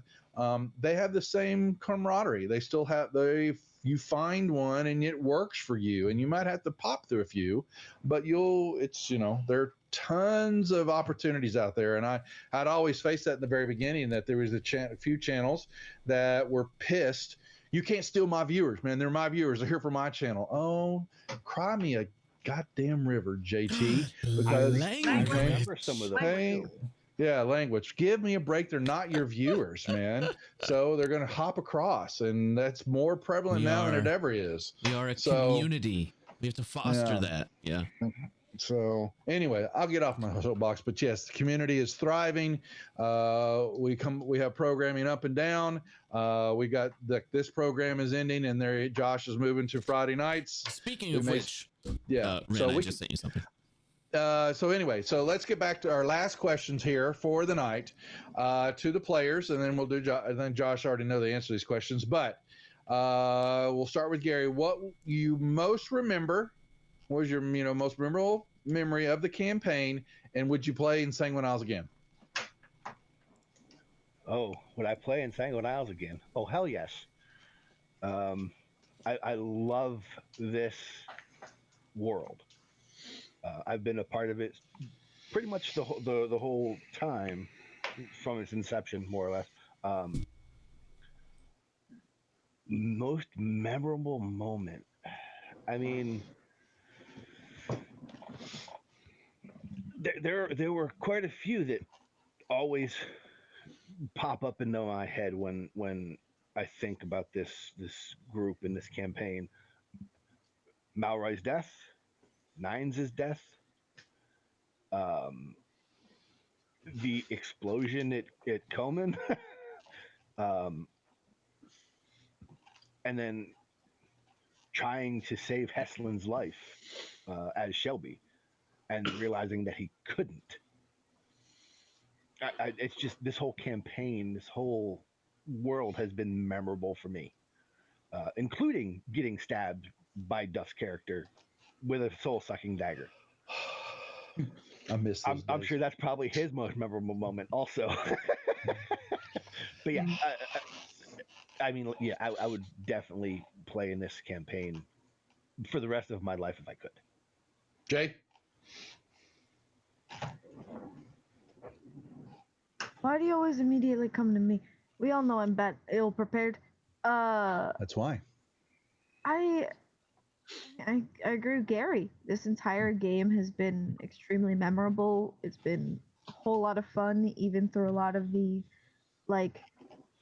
what felt like really hard trying to adjust and, figure out each other's personalities. This entire game has been. I don't think I can pinpoint a moment in this campaign when I thought to myself, I don't want to be here. If I had to choose, I'd say the meeting of the entire party with my characters, whether it be Heslin or Yanrin, just being able to interact with the other players and the initial, hi, I'm Heslin, or, I feel like that was always really fun. John? Honestly, the second to last episode, the final battle, being sucked into the dagger, seeing Davros' soul, surprisingly making one good roll and being able to just, me and Davros fly out of the dagger. That was probably tied with the 3 doors down joke in like episode 3. Other than that, God. Whole setup. Episode 1, I'm staring at a door. Episode 2, staring at a door. Episode 3, I once stared 3 doors down. It was so worth it, and I know Gary was proud of it. I still am. Oh, Jeffrey. Wow. A favorite or memorable moment. I mean, honestly, the entire campaign itself was pretty memorable. But if I had to pinpoint like an example, I would say when Davros restored Komen and basically became a good guy, I guess, because that also shifted his alignment. That was a pretty big moment, and also the season 1 finale was a pretty big moment, especially as far as my character is concerned, because they died. And then the just a reappearing out of seemingly thin air, like halfway through the season 2 premiere was also pretty fun. Just seeing everybody's reactions. Dan. I would definitely play in the Sanguine Isles again. I would love to play with the same cast again. I think for me, it was more about the players and the cast members. I love the setting; it was a great setting. But I think the cast members really were what made me coming back for every week. Memorable moments, I have a few. Um, just like a lot, my favorite, just story wise, was just the season 1 finale and the death of Davros. But as far as character wise, the most memorable moment for me, because this was the first time throughout the entire campaign that I felt like I did anything cool or good, was when Michiko casted a 9th level Dispel Magic on Zalvia and freed her from the and that was I was like, this is my one chance. This is the only cool thing I'm gonna do all campaign. All my roles have been terrible. Every cool idea is just always bad. So this is my one chance to and I did that and freeing her from the mind control so that she can join us in the fight. Like, I think that for me, character wise, was one of my most memorable moments. But that was clutch. season 1 finale, just story wise, was great. All right, Josh, you got last word for your group and all that. Take us out, buddy. What do you want to leave on the table and let everybody know? Oh man, you mean like campaign secrets and shit like that? No, you just want to know my most memorable moments. And take us out. Let us know what your final thoughts are for the campaign and what's happened with the group, and you just what's on your mind. Well, I'm so glad to finally be rid of these shitheads. I mean, oh God. That's how we always feel. It's true. It's true. If I would come back to play this game again, bet money he would have us back. Oh yeah, 100%. You guys are great. I can't not have you back for something. You guys are awesome. So I think one of the moments in the campaign that really sticks out in my mind is when you guys were fighting the Sanguine House. The Sanguine House was supposed to be a bigger part of the story, but you ran. Well, I say ran sparingly.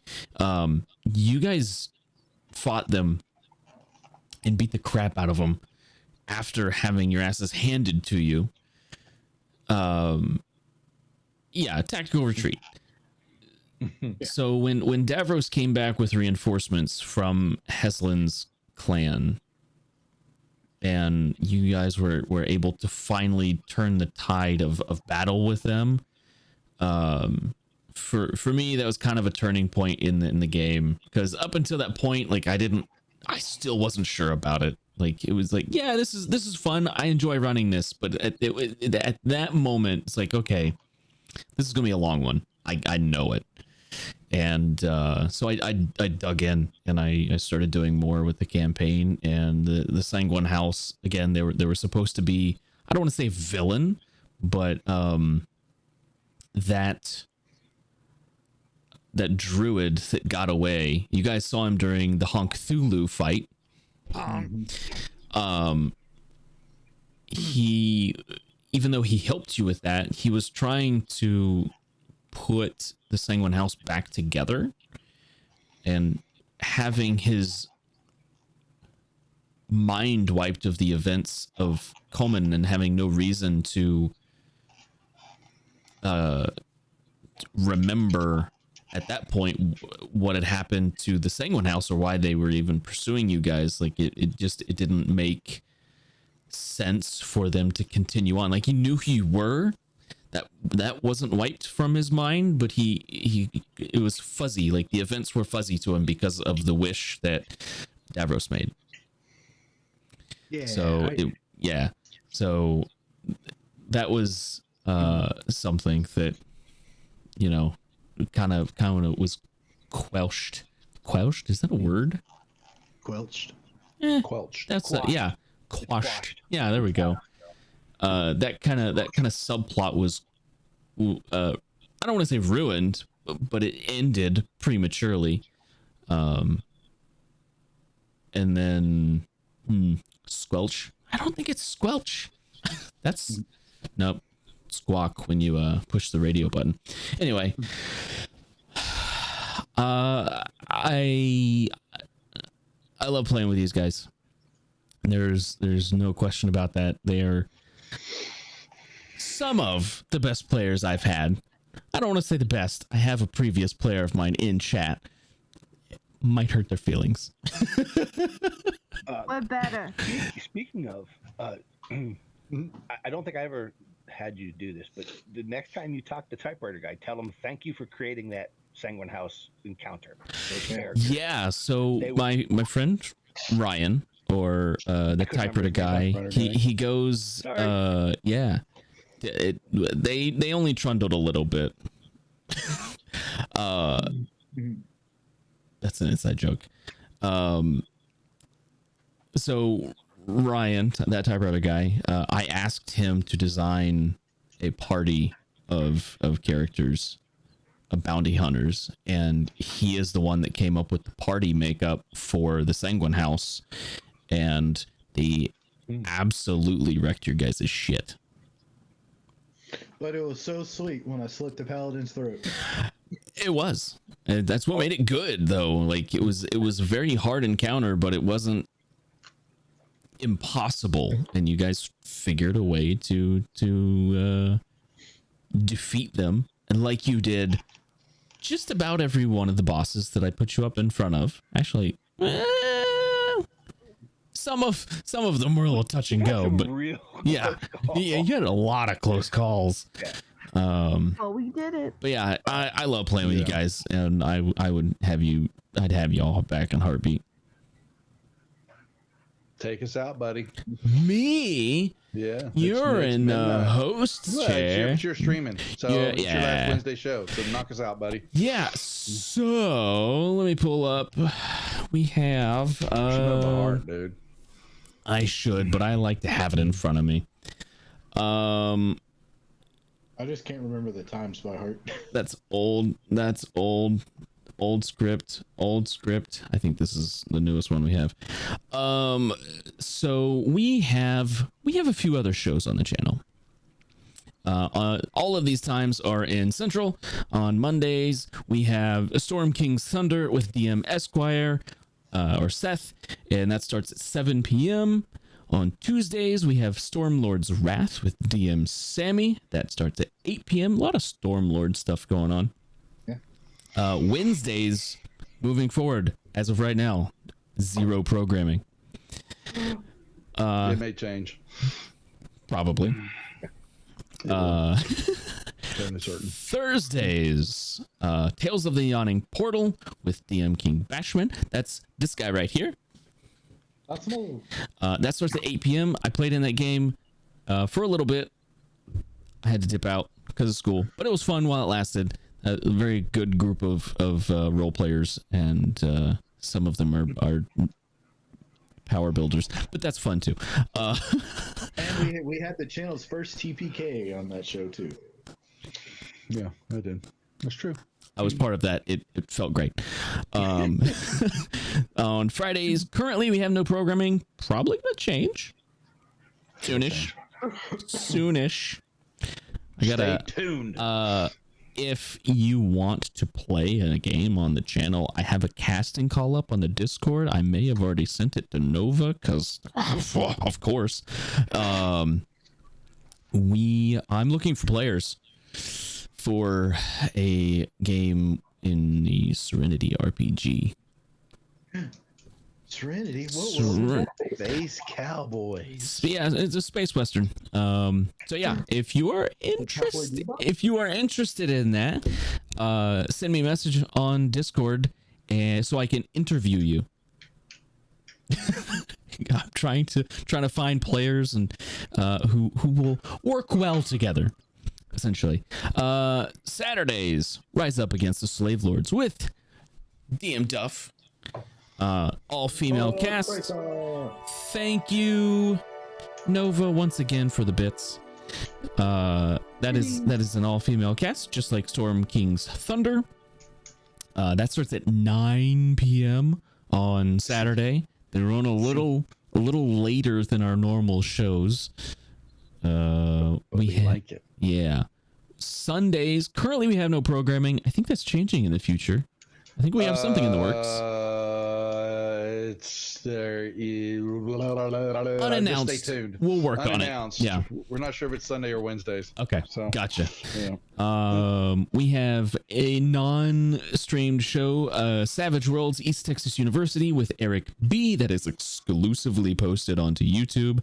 That was initially supposed to be a limited run show, and then they enjoyed themselves so much that they just kept playing.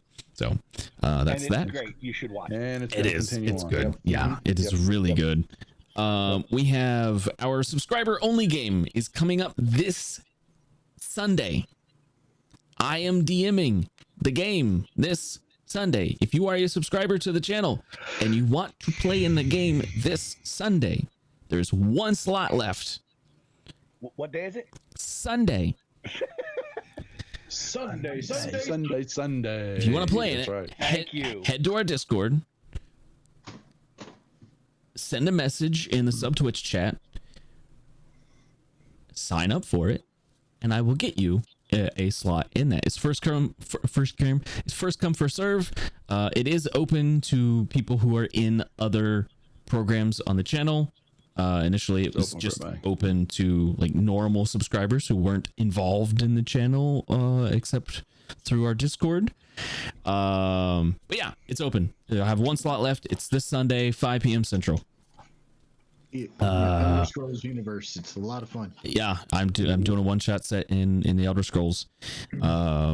Sponsors. We have sponsors. Total Party Kill Games. They are awesome. They have dark fantasy, Dungeons and Dragons compatible products, hilarious card games. They have dice towers, lots of dice. These cool scroll dice cases. Those are really cool. I want one. I still haven't ordered it yet, but I need to. Oh, you mean like the one back there? Yeah, the one you have behind your green screen. We also have, if you would like to find them and their products, it is totalpartykill.games. They sell books there too, like rules. There was a gargoyle playable race supplement not released not too long ago. I might have had a hand in that. just one hand. It's a very small hand. I didn't develop it. Yep. We also have the Druid's Den, which is your place for magical supplies and your apothecary needs. The website for that is thedruidsden.com. For those of you who are unaware, that is Mama Prater. She has to put up with Duff all the time. So please go support her because she needs it. Bless her heart. Bless her heart. Yes. Yeah. The most southern thing you can say. Yeah. Bless your heart. That's right. Yeah. So yeah, Druid's Den's cool. They got all kinds of good stuff there. She will soon have her own streaming mechanism in place. Unbelievable. What? My bejesus. Yeah. I do have a little small question for Duff. Any teasers about things coming up soon? We could tease. Yeah. So what we're talking about is a new game. I hadn't planned on bringing programming to Sunday nights, but it may have changed because one of my painter, and it was going to be a mini painter session of players. We lost one already, kind of bowed out, unfortunately, and so we're retooling, and we still haven't. Now that they dropped out, we don't have to play on Sunday nights. Possibly move it to Wednesday. So I'm trying to figure that out with the players. But yes, once we the couple of them will still be mini painters, and we're chatting actually with another gentleman who won multiple awards, painting and possibly doing a show on the channel. We're ramping up content on YouTube, as a few other channels have done and are doing. We're going to be bringing some stuff over there exclusively and start planning content there. And I've already we'd already had one over there, the Storm Lord's Wrath guys with Wolf, Sammy, Lone Wolf, Lone Wolf, and they've come back over Tuesday nights now, and so I'm going to hop over there. But we haven't. I'm not getting all the details yet, but you will see announcements soon. We'll have our first podcast coming up. We're waiting them to get a couple of sessions in play, so then I can get that audio and edit and learn all that fun stuff. But we'll be on Spotify and Apple Music and all that fun stuff. But we're going to get into the podcast realm too, with some content for those players, like we've talked about, who didn't want to be on camera. There are still plenty who've been a part of the channel for a while, or new ones coming in, and we want to be able to provide them abilities to play too, so they don't have to not be involved because they don't want to be on camera. So we're looking forward to that, and that's going to be one of the elderly. One of our elders here that like me, that will be DMing that with four players that have been on the channel for quite a long time, and a newbie. And so it's gonna be interesting, but we're looking forward to that. And they're gonna be doing Rime of the Frost Maiden. Yeah, so, a lot of Frost things on the channel. Yeah. So Frost Maiden's, Yeah. I guess it's a good one. I mean, so well, they worked on backstories and some things. Worked with the DM to kind of get them prepped. But we did their first recording last night, just a little roundtable discussion, and it came out fairly well. So now I get to learn how to cut all that apart, and then we're going to start doing the YouTube videos and content and some games and stuff over there, and broaden our horizons. If only we knew somebody here on the channel that has experience with sound editing. Well, that's true. Yeah, no, it's true. Yeah. We'll have to chat with Jay. We'll have to let her maybe get a few tips from her. So, yeah. Well, but I appreciate hire other people to do it. Yeah. What's that, Gary? I appreciate those teasers. There you go. Thank you for asking, Gary. Learning more. Appreciate it. Yeah. So, but there more info to come. We got to get through Gamehole Con, and then which is coming up in 3 weeks, right? Next week is Greyhawk Con over on Lord Gasumba and various channels, and then we have got Gamehole Con 3rd week in October. Yeah, the 21st. And then we'll ramp up while we're going through the holidays to continue our sub games, get the new games, the new content going, like Josh is doing, and I'm doing, and we'll see on the other channel, the other DMs that want to get involved, and because we got other ideas with just players. Everybody wants to play 5e. We want to run some other content, or if y'all saw the new announcement from Free League. Blade Runner RPG. Saw that. Oh my God! I'm waiting to see some Shadowrun. God, I'm going to explode. I've got to have that. So that will be run most definitely on this channel when it's released. I need some more aliens in my life. We do need aliens. Well, I posted it. I posted for more players, and other than Jeff, I posted here. I posted on Free League's site, on their Facebook page. Let me post there. I posted on the Fantasy Grounds Academy, LFG. Not a damn peep. Not a damn peep. So try Reddit. I probably will go over and do the LFG group. Yeah. But they got to want to be able to stream, and that's the issue. There's still plenty that don't want to or be on camera. But the Alien RPG is wonderful, and we're going to do Destroyer of Worlds, which was the next one, and get after it. And I need to reach out to Matt over at Free League's Twitch channel and schedule something over there too. And help him out. Ren, if you're in our Discord, there's a sign up for the Aliens RPG, or in the Discord. It's all there. Come to Discord. You gotta come to our Discord. It's real fun. I can ramble. Come over to the Discord. Come hang out. Come harass. We're over there. We need to be over there more. Pretty much all the time. Know it. Yeah. But I mean, I'm there all the time. You should be in it. You should be in it. Yes, you should. So, I will. That is all the time we have for the night. Thank you, everybody who has watched the campaign, played in the campaign, donated, sent bits, subscribed during the campaign. It all really helps out. Thank you so much. It has been a pleasure. We'll see you next time. Good night, Don't come back. No, you gotta come back. Be here.